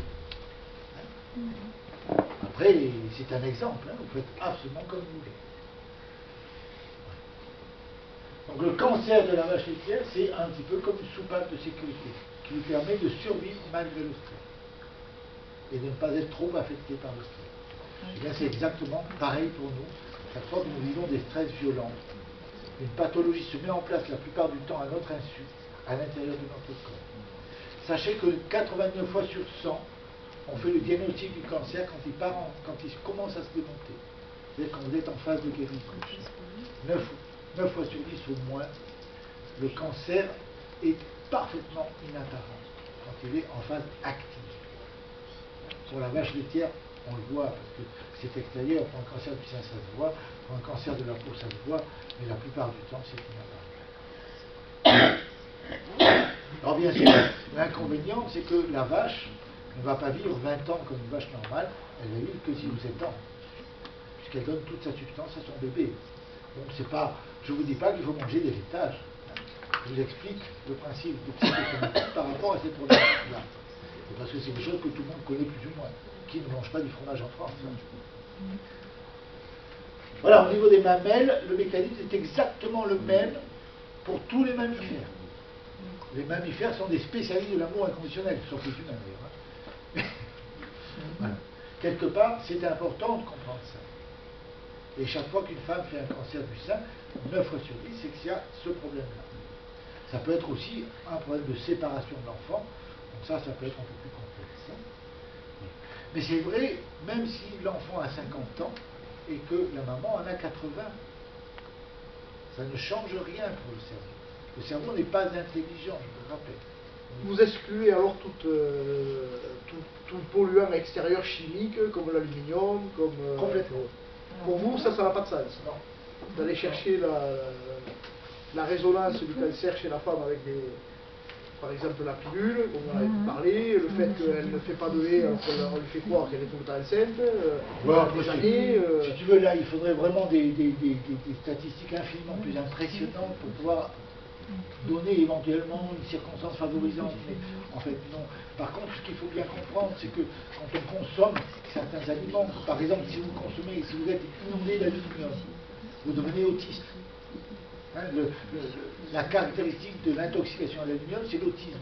C'est-à-dire qu'on se replie sur soi. Ça va majorer le risque de cancer, mais tout cancer confondu. Pas forcément le cancer du sein. Non, mais je dis aluminium comme tout ce qui est les crèmes solaires, aussi les nanoparticules. On parle aussi aujourd'hui qu'il y a ces polluants majeurs. La cause extérieure par ces parasites chimiques, que j'appellerais moi. Ça peut fragiliser. Ça fragilise, mais ça ne peut pas être la cause. Ça ne peut pas être la cause du cancer. Le cancer, c'est vraiment la cause du cancer. Ça fragilise le terrain, c'est tout. Et, après, et ça peut fragiliser aussi au plan psychologique. Hein. Ah oui, n'oubliez pas, ça peut agir sur le plan psychologique. Voilà. Toutes les pathologies, sans aucune exception, à part les carences en vitamines ou les empoisonnements, sont liées à ce type de processus. Et ça, Hammer l'a démontré de manière rigoureusement scientifique. C'est vrai donc pour les tumeurs, c'est vrai pour les caries dentaires, le cancer de l'os qui est une carie de l'os, le cancer du muscle qui est une carie du muscle, le lipome, hein, c'est une carie du tissu sous-cutané et qui se répare de manière exubérante après. C'est vrai pour les troubles hormonaux, l'hyperthyroïdie, l'hypothyroïdie. Hein. Tchernobyl, vous savez, hein, ce serait l'iode radioactif dans l'air qui aurait provoqué les cancers de la thyroïde dans la vallée du Rhône. Le seul problème, c'est que ça s'est déclenché au moment où les autorités françaises ont expliqué que le nuage de Tchernobyl s'arrêtait à la frontière. Oui. Ce jour-là, les gens ont enfin compris qu'on se foutait de leur gueule. Et donc, du coup, pour leur cerveau, il fallait absolument partir le plus loin possible, le plus vite possible. Donc, cancer de la thyroïde pour pouvoir agir plus vite, pour pouvoir courir plus vite. Hein? Et après, on guérissait ces gens-là avec des injections d'iode radioactif à dose massive, des millions de fois plus que ce qu'il y avait dans l'atmosphère, en intraveineux. Donc bien sûr qu'il y a quelque chose qui ne colle pas dans l'histoire. C'était efficace, hein, d'ailleurs. Les troubles sensoriels, c'est pareil. Hein, vous devenez sourd, vous devenez aveugle, il y a une raison, allez la chercher. C'est toujours psychosomatique. Sauf peut-être la presbytie, qui est une dégénérescence liée à un manque de vascularisation de l'œil et donc manque de vitamine C à l'intérieur de l'œil. La presbytie, si vous mettez de la vitamine C diluée dans l'œil tous les jours, vous la guérissez. Et il faut le faire tout le temps, toute la vie. C'est un peu astreignant, et le problème c'est que la vitamine C, elle tâche. Et si vous en faites tomber sur les tricots, ça fait des taches noires, c'est un peu chiant. Oui. Et les acouphènes? Pareil. Il y a des causes psychologiques. Les acouphènes, c'est soit que tu veux entendre quelque chose qu'on chuchote, soit que tu veux mettre une barrière, un paravent acoustique à quelque chose. Il y a une histoire de secret derrière. Les paralysies, on a vu avec Pasteur, les scléroses en plaques, pour être sûr qu'il y a un conflit de déplacement derrière. Et même la dépression nerveuse, et même la schizophrénie. Et comme je vous disais tout à l'heure, même le mongolisme peut guérir. En fait, il n'y a pas de limite. Vous avez dit la sclérose en plaques, le déplacement, je sais pas. C'est un conflit de déplacement aussi. Le problème de la sclérose en plaques, c'est que quelque part, si elles guérissent, les gens qui ont une sclérose en plaques, lorsqu'ils guérissent, ils perdent leurs avantages. Et donc ils repartent. C'est l'histoire de Joe Chasseur, je ne sais pas si vous... Bref. Si je rentre là-dedans, on n'en finit pas. Si vous voulez finir rapidement, il faut quand même avancer. Bon. On a le temps, on a le temps. Oui. On fera après dans les questions, pour ça, ceux qui voudront partir pourront partir. Voilà. Une partie incontournable de votre travail de guérison relève de votre esprit. Vous avez, si vous comparez à un avion où il y a un pilote automatique qui est vraiment performant, eh bien, quelque part, votre cerveau, c'est le pilote automatique. Mais le commandant de bord, c'est votre esprit. L'avion, il a des informations qui lui sont données par tous les cadrans qui sont dans le cockpit. Vous avez déjà vu les cockpits d'avion, c'est hallucinant. Hein, il y a des cadrans partout. Vous aussi, vous avez des tonnes d'informations qui arrivent à votre cerveau. Vous avez telle douleur, telle démangeaison, telle courbature, telle crampe, telle fatigue, telle ci, telle mi. Tout ça, c'est les voyants du cockpit. Et puis, le long de son trajet, l'avion, il a des informations, des tours de contrôle. C'est pareil pour vous. Dans votre travail de guérison, vous allez rencontrer des gens qui vont pouvoir vous donner des informations, qui se disent thérapeutes. Les toubibs, les naturopathes, les ostéopathes, ce que vous voulez. Hein. Bon, vous allez rencontrer ces gens-là, et c'est normal. Mais celui qui guérit, c'est votre esprit, c'est le commandant de bord. Celui qui dirige l'avion, qui va décider de faire telle ou telle chose, c'est votre esprit. Et ça, c'est important de comprendre une chose aussi, c'est fondamental. Si vous n'avez pas des raisons sérieuses de guérir, et si vous n'avez pas des buts, vous pouvez toujours courir, vous ne pouvez pas guérir. À quoi bon guérir si vous n'avez pas quelque chose à faire? Cherchez d'abord, avant de chercher à guérir, cherchez à quoi bon vivre. Qu'est-ce qui vous ferait vraiment envie ici-bas? Reprogrammez votre cerveau pour aller dans le sens qui vous donne vraiment envie, qui vous fait vibrer. Et à partir de ce moment-là, vous pourrez vraiment mettre en œuvre un travail de guérison. Et le seul vrai thérapeute, c'est vous-même. Les thérapeutes autour de vous, c'est les tours de contrôle. Ce n'est pas eux qui décident. Qu'est-ce que vous mettez dans le terme guérir? Revenir à la santé. Oui, ça ne veut pas dire éradiquer. Éradiquer quoi? La pathologie, la maladie. Si tu veux, le processus de pathologie, il évolue sur deux phases. Il y a une phase de construction du processus cancéreux, qui peut être une carie ou une tumeur, et il y a la phase de démontage. Et puis, tu as la phase de normale, qui n'a ni pathologie ni maladie. Parce que guérir, c'est mettre au garage, là. Oui. Mettre dans une case, là. Non, justement. Étymologiquement. Oui. Je ne sais pas, j'ai jamais entendu cette comparaison. Je sais pas. Moi, ça vient de l'allemand, garer. D'accord. C'est ça. Moi, je crois que guérir, c'est retrouver le sens de la vie, retrouver le goût de la vie. Et pas se mettre au garage, je ne demande pas. C'est mettre le problème dans un endroit et vivre avec ou en sachant où il est. Alors vivre avec, c'est la pathologie. Nous avons en permanence entre 20 et 50 cancers actifs. Et nous vivons avec très bien, parce que nous ne le savons pas. C'est pour ça qu'il ne faut jamais faire de dépistage. Le jour où vous faites un dépistage, là, vous rentrez dans l'horreur. Vous allez à la prison, monsieur.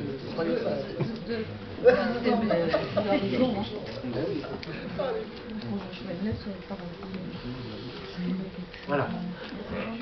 Donc jamais de dépistage. En général, quand j'avais encore le droit de donner des conférences librement, je terminais toujours en me mettant à genoux devant. Je vais le faire. Par pitié, ne faites jamais de dépistage. C'est important. Vous savez, c'est pas moi qui parle, c'est le collège des médecins, le collège des gynécologues de France, il y a quelques années.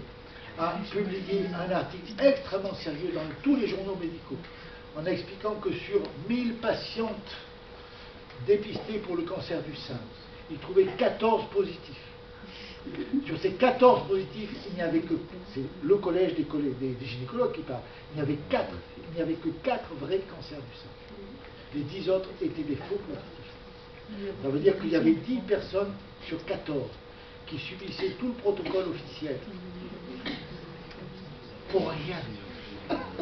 Et c'est pour ça qu'ils arrivent aujourd'hui à prétendre qu'on guérit un cancer du sein sur 2. Tu parles. Il n'y avait rien. Ils guérissent rien du tout. Ils tuent beaucoup plus de gens que ceux qui sont cancéreux.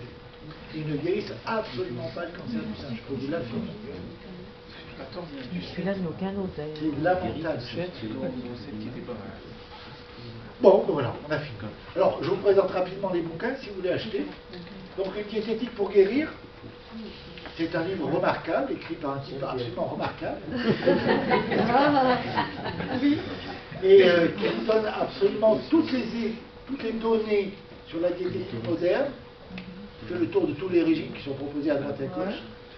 Le Coca-Cola, qui n'est pas une boisson, là encore, mais un médicament, et qui est un remarquable médicament. Contre la gastro, des Contrairement à ce qu'on voit, toutes les convalescences, toutes les courbatures, tout le foie, c'est un excellent remède du foie. C'est un tonique, c'est un antidépresseur, mais c'est pas une boisson. Comme l'alcool, c'est un remède. Hein, et si vous regardez la composition du Coca-Cola, c'est géant, c'est magnifique. Hein. C'est une soupe de remède extraordinaire. Elle est secrète, vous voyez sur la polymarche. Tu as tous les éléments. Tu n'as pas les proportions, mais tu as tous les éléments. Donc, il n'y a pas d'aspartame, j'imagine. Il n'y a pas de... C'est pas du Coca-Cola light. Ah, surtout pas du lac. Non, mais du colorant caramel. Alors, ça vous donne aussi l'étude de A jusqu'à Z de toutes les vitamines. Et ça vous explique cette histoire des marées sanguines qui permet de comprendre que le seul repas du jour doit être le soir. Enfin, c'est vraiment un bon bouquin.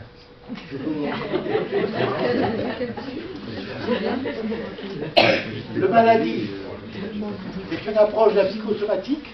C'est aussi un excellent bouquin. Mais vous avez en deuxième partie le clavier.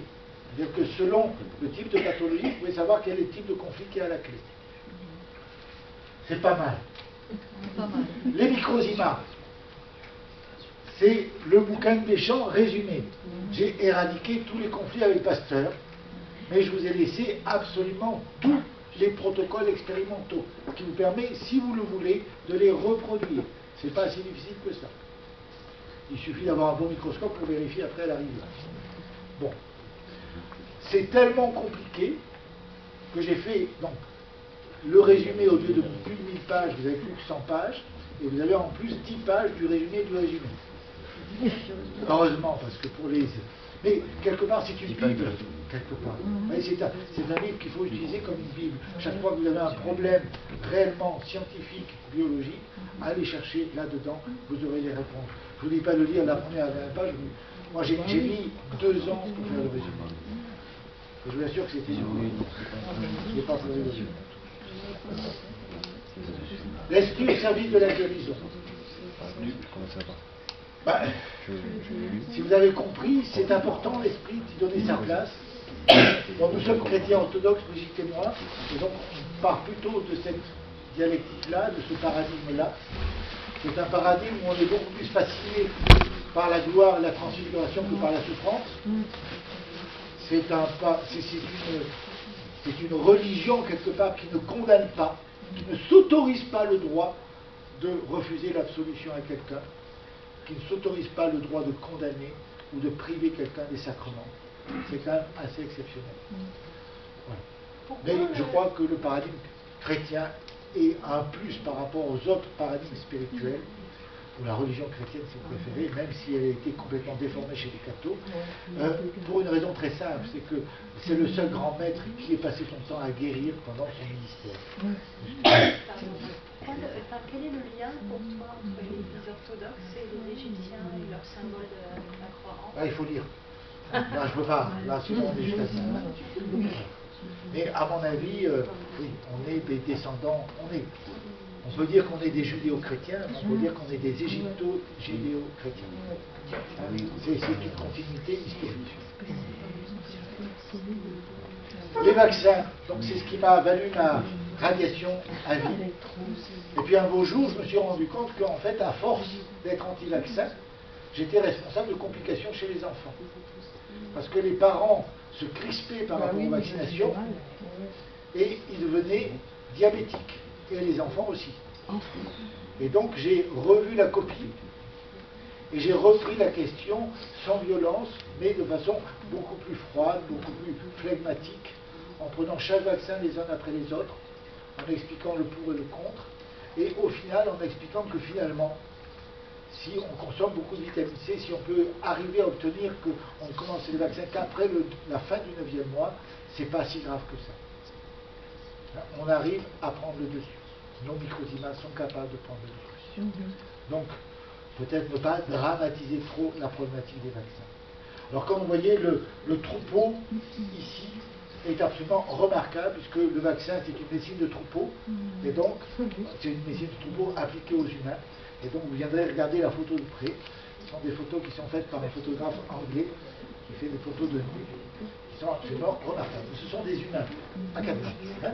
Ah bon? Ouais, c'est pas mal. Regardez dans les traits, ouais. C'est très joli. Ah oui. Là, je n'en ai pas venu. C'est dommage. C'est dommage. Ouais. Bon. Ouais. Et j'en ai pas avec la jaquette. Donc ça, c'est l'histoire d'un médecin australien qui a été confronté à la problématique de la mort subite du nourrisson. Et une problématique dramatique, puisque c'était jusqu'à 50% de morts chez les nouveau-nés avant 6 mois. Et donc il sortait de l'université, il était responsable d'un petit hôpital de brousse, et au bout de quelques années, comme ses confrères disaient, c'est parce que les femmes aborigènes sont bêtes, et puis c'est tout, ils ne cherchaient pas d'autres explications, et lui n'acceptait pas cette explication stupide, et par conséquent, il a cherché, il ne trouvait pas. Et puis il finit par en avoir marre de ce métier où il ne peut rien faire pour ses enfants, et il démissionne pour devenir chercheur d'opale. Et la veille de son départ, il reçoit un dernier enfant en train d'agoniser, et là, en désespoir de cause, il envoie à la ville voisine voir un vieux médecin près de la retraite qui était neuropsychiatre.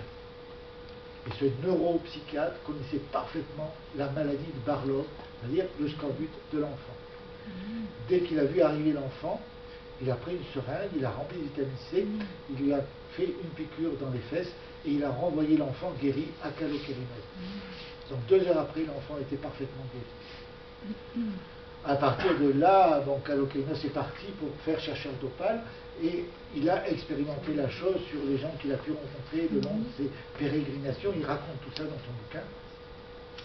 Et puis un beau jour, il est témoin involontaire d'un meurtre collectif. Il y a une équipe de chercheurs assassine une autre équipe pour récupérer son butin d'opale.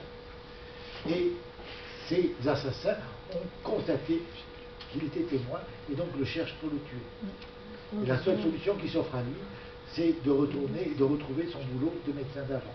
Donc il abandonne son métier de chercheur d'opale, il revient dans son premier hôpital, il retrouve du boulot, on le réembauche, et là, il passe d'une mortalité infantile de 50% à 0%, en complémentant simplement les enfants avec de la vitamine C. Et ça marche pendant quelques temps, il commence à donner des conférences un peu partout dans le monde par rapport à cette découverte, évidemment pas aux médecins officiels qui le refusent de l'entendre. Et puis un jour, il est en conférence, je ne sais plus, aux États-Unis, et il reçoit un télégramme de son remplaçant qui lui dit les enfants recommencent à mourir. Donc il lâche tout. Il laisse tout tomber, la conférence, il prend le premier avion, il rentre en Australie pour se rendre à l'évidence. Effectivement, les enfants recommençaient à mourir malgré la supplémentation en vitamine C. Il va passer des semaines à chercher, à comprendre, à tout essayer. Et il ne trouve pas. Et une nuit, il est chez son frère qui est radiologue, ils ont soupé ensemble, et bien sûr pour discuter de ce problème. Et la nuit avance, et lui, il est en super stress, il ne veut pas se coucher. Donc son frère n'en peut plus, il va se coucher, il reste seul sur la terrasse, il fait les 100 pas sur la terrasse, et puis tout d'un coup, la lampe qui s'éclaire comme dans Tintin. On venait de commencer les vaccinations systématiques et obligatoires en Australie. Ça veut dire que les rations de vitamine C étaient devenues totalement insuffisantes. Parce que chaque stress multiplie par 2 les besoins en vitamine C. Et un vaccin, c'est 5 ou 6 stress en même temps. Il y a l'aluminium, il y a la piqûre, c'est hallucinant. Voilà. Donc ce bouquin est remarquable. Alors, je vous préviens, si vous l'achetez, si vous le commandez. Alors, tout ce que vous commandez aujourd'hui, tous ceux qui sont ici, qui commandent des vitamines ou n'importe quoi, je vous fais cadeau des frais de port. Hein. Donc, il suffit que vous m'envoyez un mail ou n'importe quoi, et vous aurez des trucs sans frais de port. Précisez que vous étiez ici à la conférence. Hein. Voilà. Donc, si vous achetez ce bouquin, je vous préviens, il est très mal fait. Et les pages se détachent très vite. C'est dommage. Voilà, c'est comme ça. J'y peux rien, c'est ça. Ça a été un mauvais article. Alors vous avez droit à plusieurs conférences. C'est un livre qui a été écrit en anglais aussi ou... Comment? Il a été écrit en anglais aussi? À la base, oui, parce qu'il est aussi. C'est moi qui ai traduit l'anglais. C'est vous qui l'avez... Ah oui. Alors vous avez plusieurs conférences à votre disposition. Il y en a 3 qui ont été faites par les Debowska. Je ne sais pas, certains d'entre vous connaissent sans doute. Alors c'est des conférences où vraiment il n'y a rien. Hein. Comme aujourd'hui. C'est la conférence brute de décoffrage. Hein, ils ne coupent pas, ils font pas de... Ils vous donnent la conférence comme ça. Donc il y en a un certain nombre qui sont intéressantes. C'est pareil, vous pouvez les commander à l'Institut. J'en ai pas amené de celle de Debowska. Mais par contre, celle que j'ai amenée, c'est celle qui concerne comment changer le cours de votre vie. Elle est là. Donc, vous avez un chaudron en première page. Hein. Donc celle-là, c'est mon fiston qui est cinéaste qui l'a réalisé, qui m'a donc interviewé. Elle dure un peu plus d'1 heure. Et elle est illustrée. Il a remarquablement illustré avec des images de trains, d'avions, c'est absolument géant, ça se regarde très facilement. Et vous avez le mode d'emploi. Mais par contre, ça n'exclut pas un petit travail sur une recherche généalogique et une recherche sur ce qui s'est passé pour vos parents à la naissance. Je peux vous promettre que si vous faites ce travail, qui représente à peu près 2-3 heures de boulot, avec, si vous venez chez nous c'est facile, si vous connaissez d'autres personnes qui savent le faire, il n'y a pas de problème, eh bien je peux vous garantir que vous pouvez changer du tout au tout votre vie, vous pouvez partir, mais vraiment on a eu le temps encore, un monsieur qui est venu la semaine dernière et qui nous racontait qu'il était toujours en subfaillite, il était en dispute avec sa mère, c'était une horreur, du jour au lendemain tout s'est ouvert. Hein? La vie change complètement, l'argent débarque de partout, vous pouvez faire absolument tout ce que vous voulez, vous pouvez demander absolument tout ce que vous voulez, et ça se réalise. Une question par rapport à ça, comment faire pour avoir les informations autour de la naissance quand il n'y a plus personne pour les donner? Il faut démerder. C'est un coup de voyance. Non, mais en général, on arrive toujours, les cousins, les cousines de droite, de gauche, avoir quelques clés. On peut chercher aussi sur l'actualité. On peut, mais de toute façon, c'est une enquête. Hein, c'est une enquête un peu policière. C'est une enquête policière, on peut savoir des choses. Bon, en plus, Brigitte elle a des dons absolument remarquables par rapport à ça, c'est-à-dire qu'elle est capable de vous raconter pratiquement votre vie et ce qui s'est passé dans votre enfance avec un petit test sur des dessins. C'est absolument géant. Bon, ça représente un énorme travail de Brigitte. Hein. Elle a acheté peut-être, je ne sais pas combien de bouquins qu'elle a lu, digéré et compris. Et puis à partir de là, aujourd'hui, elle a vraiment un don par rapport à ça. Donc on peut déjà savoir pas mal de choses. Ça veut dire qu'il faut venir. Il faut consacrer une demi-journée de votre vie et venir chez nous. Hein? Bon. Mais regardez la conférence. Parce que si vous ne regardez pas la conférence, comment? Oui, n'importe. Non, pas en week-end. En week-end, on se repose des fois. On fait des conférences. C'était vraiment l'alchimie de la vie, fabuleuse. Voilà. Alors, qu'est-ce qu'il y a d'autre? Oui, alors, Brigitte. Toujours Brigitte. Bon, on vous a dit, certainement, vous avez entendu parler de Saint-Hildegard de Bingen. On prétend qu'elle a une médecine avec des plantes, avec des animaux, avec des morceaux d'os de tigre, avec des foies de je ne sais pas quoi. Bon, quelque part, ce qu'on nous raconte sur Saint-Hildegard de Bingen, c'est 89 fois sur 100 complètement délirant, ou bien c'est la médecine de l'époque. Et c'est absolument pas la médecine de Saint-Hildegard. Mais en plus, Saint-Hildegard souffrait d'une sclérose en plaques. Donc c'est intéressant. Brigitte a fait une étude extrêmement approfondie sur la question. Elle a pondu ce premier bouquin qui vous donne toute la vie et toute l'histoire de la pathologie de Saint-Hildegard, qui vous donne aussi des clés sur la médecine de l'époque, qui est attribuée à Saint-Hildegard de Bingen, mais qui n'est pas à Saint-Hildegard de Bingen. Il faut être clair. Avec des photographies en couleur, des plantes correspondantes, avec leur rôle, l'efficacité éventuelle pour aider, bien sûr. Ouais. Et sachez que Hildegard de Bingen guérissait par l'esprit. Et son nom passé sur un malade, il était guéri. Ce n'était pas plus compliqué que ça. Elle n'avait pas besoin de plantes pour guérir les gens. Voilà. Par contre, Saint-Hildegard de Bingen est aussi précurseur de la psychosomatique. Déjà au XIIe siècle, elle avait démontré à quel point le spirituel, l'affectif et le corporel étaient liés. Et c'est le livre sur lequel Brigitte travaille actuellement, et je l'aide à le mettre en place actuellement, donc je sais de quoi je parle. Par exemple, par rapport au cancer du sein, je crois qu'elle nous apporte des clés psychosomatiques d'une importance capitale, et elle devrait nous permettre d'accéder à la guérison au plan psychosomatique beaucoup plus facilement. Bon, c'est un livre qui est cher parce que ça représente 2 ou 3 ans de travail, si ce n'est pas plus, acharné. Ça représente des centaines de bouquins lus, dévorés par une Brigitte et digérés quelque part, mais il vaut vraiment le déplacement. Et le deuxième va être un véritable feu d'artifice par rapport à celui-là encore. Voilà. Alors vous avez aussi une revue, oui, c'est vrai que nous publions une revue. Alors le problème, c'est que avant, c'était 4 numéros par an. Au départ, c'était 1 numéro par mois, mais je n'ai pas tenu plus de 6 mois. Ensuite, ça a été 4 numéros par an. Et aujourd'hui, on en est presque à 1 numéro par an. Enfin, l'abonnement, c'est pour 4 numéros. Peu importe le temps entre lequel vous avez droit à 4 numéros si vous êtes abonné. Voilà, le dernier numéro, vous avez quelques numéros qui sont présents ici. Un sur l'acidose métabolique, un sur le message chrétien et un petit résumé sur les microzymas, la psychosomatique et la bioélectronique. Voilà. Le dernier numéro, j'en ai pas amené, le dernier numéro c'est sur les bactéries. Et le prochain numéro, ce sera sur les virus. Et je ne sais pas quand est-ce que j'aurai le temps de le faire. Ça va être tout fait avec la glisse, machin. Je montrer qu'il y en a pas. Il n'y aura pas de... Voilà. Voilà, j'ai fini. Merci.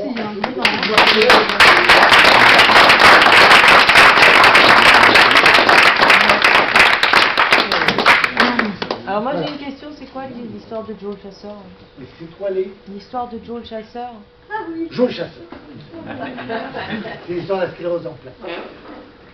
Bon, c'est une histoire fictive. Imaginez un monsieur à l'époque préhistorique qui a pour mission de ramener du gibier à la tribu. La tribu elle-même, elle est installée dans une grotte qui est protégée de l'extérieur par une rivière. Au fond de la rivière, il faut passer debout parce qu'ils ne savent pas nager, au fond de la rivière, il y a des serpents venimeux. Le père de Joe le Chasseur est mort d'une morsure de serpent. Son frère aîné est mort d'une morsure de serpent. Ce matin-là, il se lève à l'aube et il part chasser avec son meilleur ami. Sous ses yeux, son meilleur ami se fait mordre par un serpent. Il est foudroyé sur le cou, emporté par le courant. La solution pour Joe le Chasseur, c'est quoi? Il ne peut pas y aller. Là, c'est trop. C'est la goutte d'eau qui fait déborder le vase. Il fait demi-tour, il retourne à la grotte. Et il se paralyse. S'il reste valide, le chef de tribu va lui demander pourquoi il n'est pas parti. S'il est paralysé, il a une bonne raison pour ne pas aller à la chasse. Donc le chef de tribu lui demande mais pourquoi tu n'es pas parti? Je ne peux pas bouger. Bon, on envoie des collègues pour aller chercher le gibier. Ok. Le seul problème, c'est que à ce moment-là, il n'a plus besoin d'être paralysé, puisque d'autres y sont allés. Donc il guérit. Mais s'il guérit, on va lui demander d'y retourner. Donc il se reparalyse. C'est la sclérose en plaques. Chaque fois que vous êtes paralysé, ça vous arrange. Quand vous guérissez, vous retrouvez le conflit. Donc c'est pour ça que c'est très difficile de guérir les scléroses en plaques. Il faut trouver un système pour les sortir de leurs problématiques, qu'ils arrivent à avoir des envies de vivre qui aillent au-delà de la problématique que pose pour eux et qui a déclenché pour eux cette paralysie. Et le lien avec le vaccin de l'hépatite L'interféron, aucun. Aucun, c'est une fragilisation. Si vous voulez, dans tous les vaccins, la plupart des vaccins, à part le BCG, c'est du vent, avec des informations, des informations mentales qui peuvent être négatives, comme le vaccin polio. Il n'y a rien dans le vaccin polio, puisqu'il n'y a pas de virus de polio. Bon, mais il y a une information de paralysie dans le vaccin polio. C'est pour ça qu'il y a énormément de paralysie à la suite du vaccin polio. Hein, parce qu'il y a une information de paralysie. Mais l'immense problème, c'est que pour rendre les vaccins efficaces, on y colle dedans des doses d'aluminium à dose mortelle. Hein, c'est presque de la chimie.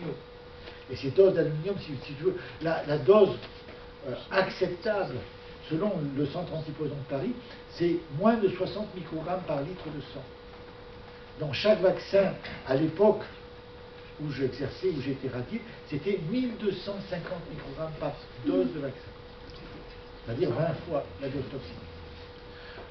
Actuellement, ils ont baissé, ils sont entre 3 et 600. Mais s'il n'y a pas d'aluminium, le vaccin ne sert à rien. Il n'a aucune efficience. Par contre, s'il y a de l'aluminium, il crée un choc toxique tel que la maladie guérison, correspondant au truc, ne peut pas se développer. Alors, c'est pas vrai pour la polio, parce que la polio n'est pas une maladie, c'est une pathologie. C'est complexe. Hein. Alors, tout ça est expliqué là-dedans. Hein. Voilà. Et l'aluminium, bien sûr, fragilise, rend autiste, c'est-à-dire replie sur soi, et Hammer a démontré, de façon tout à fait rigoureuse, qu'un stress est beaucoup moins dangereux si on peut le parler. Mais si tu es autiste, tu ne vas pas le parler. Donc c'est encore pire. Donc ça va favoriser la gravité du cancer. Et par rapport au tétanos, le vaccin contre le tétanos, apparemment, il n'y a pas une grande utilité. Ah, il ne sert strictement à rien. C'est un aérobie. Si, quelque part, il sert à quelque chose, parce que quelque part, ce sont des toxines tétaniques. C'est la toxine tétanique qui a été, on appelle ça une anatoxine, c'est-à-dire qui a été soi-disant atténuée. On l'a mis dans un bain-marie à 37 ou 40 degrés pendant quelques heures pour pouvoir l'atténuer. C'est-à-dire n'importe quoi. Hein. Mais bon, à partir de ce moment-là, soi-disant, elle est inoffensive. Mais en fait, à l'endroit de l'injection, dans le dos, ça va déclencher des spasmes musculaires effroyables qui vont entraîner des malpositions vertébrales. Et c'est là que tu vas avoir des tas de problèmes de mal de dos, de lumbago, de sciatique, de machin, qui vont être facilités par ce processus. Donc c'est extrêmement toxique et ça ne sert strictement à rien. Pas plus l'anatoxine, les anticorps, les antigènes, les tétanos, ça ne sert strictement à rien. Par contre, vitamine C intraveineuse, je vous dis, 1 gramme de vitamine C intraveineuse, vous n'avez pas un tétanos qui résiste. Vous êtes guéri dans les 2 minutes. Oui, voilà, en plus ça se soigne apparemment. Voilà, ça se soigne très bien. Si vous consommez régulièrement la vitamine C, vous ne risquez rien. Vous n'aurez jamais de tétanos. S'il vous plaît. Et que dites-vous pour le vaccin contre la grippe? Récemment, mon médecin m'a affirmé que toutes les personnes un peu âgées qui ne se faisaient pas vacciner avaient beaucoup plus de problèmes que celles qui étaient vaccinées. C'est exactement le contraire. Ils ont fait l'excellence en Bretagne où ils ont démontré que les gens vaccinés étaient beaucoup plus malades que les gens non vaccinés. On voit au Guyana, tous les gens après le vaccin, ils sont malades. Et pourquoi on fait le vaccin contre la grippe aux personnes âgées? Parce que chaque vaccin contre la grippe, c'est une dose d'aluminium. L'aluminium, c'est les dégâts que ça fait dans le cerveau, c'est la vache folle. On appelle ça des encéphalites spongiformes. Ça fait des trous dans le cerveau. C'est l'Alzheimer. On sait que dans l'Alzheimer, la cause principale de l'Alzheimer, c'est l'aluminium. Donc c'est pour ça qu'il y a de plus en plus précocement des Alzheimer. Parce qu'on commence à vous vacciner pour la grippe très tôt, de plus en plus tôt. Donc les Alzheimer sont de plus en plus précoces. Ça ne veut pas dire que c'est la seule cause de l'Alzheimer. Il y a d'autres causes. Les autres causes, c'est les séparations. Hein, les Alzheimer, ce qui caractérise les Alzheimer, c'est essentiellement la perte de mémoire. La perte de mémoire, vous perdez des pans entiers de votre mémoire quand vous avez vécu des deuils, des séparations, qui ne sont pas acceptés, qui ne sont pas digérés. Mais alors, le virus de la grippe, il existe ou il n'existe pas? Non, il n'y en a pas. Alors, en prenant de la vitamine C, on peut se protéger de... On ne se protège pas de tout Non, alors moi, je comprends plus rien, là. Oui, C'est normal. La grippe, C'est normal. la grippe est un processus de guérison de quelque chose qui t'a emprisonné. Les marqueurs dans les prises de sang, ça existe quand même. Oui, oui. Tu prends une pièce, pile ou face. C'est Voilà, positif, c'est ouais. négatif. Il n'y a rien d'autre. C'est gratuit, complètement gratuit. Il n'y a rien derrière. On se fout de ta gueule là. Oui, d'accord. J'ai l'impression que là aussi, non, moi, c'est quand même, c'est juste ceux qui sont assez... Ça se digère. Il faut Ah, oui, quelques temps pour... Ah, je dis, t'as des doigts, ça. Beaucoup d'argent, il faut comprendre ça. J'ai vu que Ah, mais ça, je sais. on pouvait soigner, Cherche pas, ça va pas plus loin. j'ai vu qu'on pouvait soigner un zona avec des injections de vitamine C si on le prenait à temps et à haute dose. Vous l'avez expérimenté? Alors, le problème, on a expérimenté les injections de vitamine C, pas pour le zona, hein, mais on l'a expérimenté. Pour le zona, si tu as quelqu'un qui coupe le feu, c'est bien plus efficace. Oh non, parce que j'ai eu un zona et j'ai eu quelqu'un qui a coupé le feu et c'était horriblement douloureux et ça durait. Bah, c'est qu'il Mais n'a pas, si on il a le prend pas à fait temps, il a pas non, fait elle le- était très bonne, elle était... Sinon, c'est la vitamine B12 pour travailler sur le nerf. Ouais. Hein, c'est ça qui est B12, efficace pour le ouais. zona. Et Et la vitamine C, vous n'avez... Mais il faut se prendre, il faut pas attendre, il faut le faire le problème de la vitamine C en injectable, si vous faites les doses suffisantes, au rythme suffisant, au bout de 48 heures, votre veine est devenue un cordon fibreux irrécupérable. Vous n'avez pas 50 veines sur les bras. Donc, c'est limité dans le temps. Alors bon, les gens qui fabriquent, qui font ça, ils font une injection de vitamine C de temps en temps, mais pas tous les jours. Et c'est pas efficace. Je crois que là... Mais c'était pas répété, Mais par je crois contre- que c'était une dose Par assez contre, ce importante. qu'il faut savoir, c'est que si vous faites des lavements en vitamine C, Ah. vous avez exactement le même effet Ouais. que la D'accord. perfusion intraveineuse, Ah. sans Ah aucun oui. inconvénient. D'accord. Donc ça, il suffit de me passer un mail, je vous envoie le D'accord. protocole par retour, Ah ouais. parce que bien sûr, vous ne pouvez pas mettre de la vitamine C telle qu'elle, Ouais. il faut la diluer avec du bicarbonate, avec du carbonate. D'accord. hein. Ça marche. D'accord. Mais par rapport au zonage, je n'ai pas l'expérience. Et la vitamine C lipo, comment on appelle ça, liposomal ou un nom comme Ça ça? s'appelle du foutage de gueule, Pourquoi? parce que c'est pas vrai. C'est du n'importe quoi. Et la dextrogir, la lévogir, Ça là, passe cette phase. ça passe l'estomac, non, c'est ça? Dès la bouche, il y a une telle avidité des mycosima pour la vitamine C, dès la bouche, ça commence à passer dans le sang. Ah, ah. Donc on nous raconte n'importe quoi. Mais il faut se rendre intéressant, il faut vendre ses Mais produits. c'est et pas pas la même chose quand on disait la vitamine C a duré, non, il y avait un nom, longue durée reportée. Ouais, Oui, oui. la foutaise. C'est la foutaise. La foutaise, parce que tu fais des... Ce sont les globules blancs qui contiennent le plus de vitamine C et ils ont environ 2 ou 3 mois de stock. Si tu prends 10 grammes par jour, au bout de quelques mois, tu auras 2 ou 3 mois d'avance. D'accord, en stock. d'accord. Donc les formes retard, tout ça, c'est affiché. Formule, On a la ouais, vitamine C c'est quand la tu formule veux. autant. Alors, forme dextrogir, lévogir, je vais répondre. hein. Parce que, bon, il faut savoir, la formule chimique de la vitamine C, c'est l'acide L-ascorbique.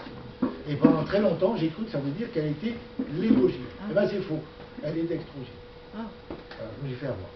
Par contre, la formule chimique D-ascorbique est un poison. Il ne faut surtout pas l'utiliser. Donc il donne qu'une qualité, quoi. Voilà, c'est L-ascorbique. Et elle est dextrogir. Et c'est celle qu'il faut. Et c'est celle qui Il n'y a pas forcément Mais bon, le ça, sel c'est dedans. pas de la Et tromperie. on peut les trouver où? C'est du E300. C'est du E300, c'est quoi. le 300. Il Il y a différentes qualités, hein, vitamine C. Elle est plus ou moins oxydée, plus ou moins fine, il y a plein de choses. Tu parlais tout à l'heure des vaccins, tu disais c'est tout du vent sauf le BCG. Donc c'était ma première question. Ah non, c'est pas tout du blanc. Je sais pas si Puisqu'il y a l'aluminium, il y a plein de Non, mais au salmonelles. niveau anatoxine, tralala, enfin, chaud. Pour le vaccin tétanos. Alors, tu disais, mais sauf le BCG. Je dis que j'utilise le BCG. Mais lui, c'est pas du vent, parce Non, que le bacille c'est est pas réellement ça. présent. C'est pas ce que j'ai dit. Ce que j'ai dit, c'est que le BCG, il n'y a pas d'adjuvant toxique Ah, tu dedans. parlais de l'aluminium. Tu Voilà. disais sauf. Dans tous les autres vaccins, vous avez de l'aluminium. D'accord. Pas dans le BCG. Et la deuxième partie de question, c'était les soi-disant chocs anaphylactiques ou autres réactions après un BCG, ça n'existe pas. C'est pas le vaccin. Enfin, ça peut exister, bien sûr. Un choc anaphylactique peut faire pour n'importe quoi. Compris les miasmes. Comment c'est pas des miasmes? C'est une réaction allergique majeure. Parce que ça te rappelle quelque chose dans ta généalogie ou dans ton vécu, où la solution c'était d'être mort. Un choc La anaphylactique. psychosomatique là-dessus, quelqu'un qui réagit à un BCG à 5 ans. Un choc anaphylactique, c'est une mort clinique. C'est une mort apparente. Et c'est un programme qu'on retrouve chez les insectes. Il faut savoir qu'il y a un certain nombre d'insectes qui ont besoin pour leurs larves d'animaux vivants. Mais il faut que ces animaux vivants ne mangent pas les larves. Ce sont des guêpes en particulier. Vous savez, ces guêpes qui fabriquent des espèces, il y en a pas mal ici, qui fabriquent des espèces de petits cocons en terre. Dans les rideaux, tout ça. Si vous vous amusez à découper tranquillement là, vous verrez qu'il y a des animaux, il y a des insectes dedans, qui sont vivants. Et alors, pour qu'ils soient vivants, il faut que la guêpe pique l'animal à un endroit précis, extrêmement précis, au niveau du cou. Et il faut vraiment que ce soit d'une précision chirurgicale et elle envoie un venin qui paralyse l'animal mais qui ne le tue pas. Voilà. Et les animaux, les insectes qui sont les victimes de ces guêpes le savent. Elles ont aussi une génétique et un moyen de défense. Et bien, le moyen de défense pour eux, c'est de faire le mort. Si elles font le mort, les guêpes passent au-delà. Il leur faut des animaux vivants. Voilà. Et donc, quelque part, quand on fait un choc anaphylactique, c'est qu'on a cette problématique. Bon, c'est pareil, si un jour vous donnez un coup de bâton dans un essaim de guêpes, ou un essaim d'abeilles, la solution, c'est de faire le mort. Si vous ne faites pas le mort, vous êtes mort. Parce que vous allez en baver. Par contre, si vous faites le mort, terminé. Ça passe au tien. Donc quand vous faites un choc anaphylactique, c'est que dans votre ascendance ou dans votre vécu, vous avez vécu une situation de cet ordre-là. Et la tuberculose en psychosomatie, là vous avez la référence. J'en suis pas collègue, s'il te plaît. Pardon. La tuberculose en psychosomatique, quelle est sa signification? Alors et la référence à la généalogie. La tuberculose, ça dépend de la tuberculose. Tu peux avoir une tuberculose du poumon, une tuberculose digestive, une tuberculose rénale, une tuberculose... Est-ce que tu mets les deux ensemble, la réaction au vaccin BCG, qui n'est pas tout à fait une tuberculose, et une tuberculose? Non, ça n'a aucun rapport. Tu ne feras une tuberculose que si tu as un cancer correspondant. Sinon, tu ne feras jamais de tuberculose. Bon, je vous donne un exemple. Tous les enfants, enfin pas tous les enfants, 9 enfants sur 10 naissent avec un cancer du poumon. Parce qu'au moment de l'accouchement, ils ont vécu une mort, ils ont eu peur de mourir. Et par conséquent, pour le cerveau, la mort, c'est perdre le souffle. Pour avoir plus de souffle, il faut avoir un poumon turbo. Donc un cancer du poumon. Ces enfants, ce sont ce que les homéopathes appellent des tuberculémiques. Ils vont développer une primo-infection tuberculeuse entre 2 et 10 ans. Si on leur fait un BCG, ils la développent tout de suite, au moment du BCG. Si le BCG est fait avant 9 mois, l'enfant est en poussée de croissance majeure, et c'est vraiment pas le moment. Si tu fais après 9 mois, c'est pas trop grave. Donc si tu veux, quelque part, le vaccin va stimuler les microdima pour faire le démontage de ce cancer. Mais ça sert à rien. C'est pas le vaccin qui va faire quelque chose. Il n'apporte pas d'immunité, entre guillemets. Il stimule le travail des guérisons.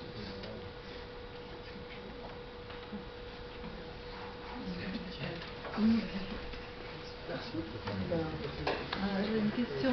Oui.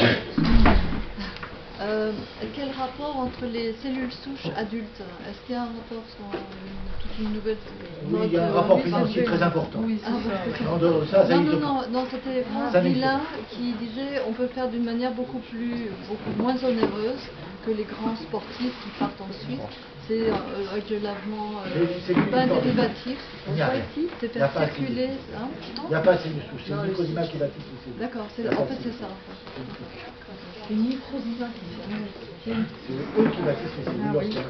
Mais c'est la même chose peut-être. Comment? C'est peut-être la même chose, mais sous un autre nom. Ah non, c'est pas du tout la même chose. Non, c'est une histoire de fric. n'y a rien.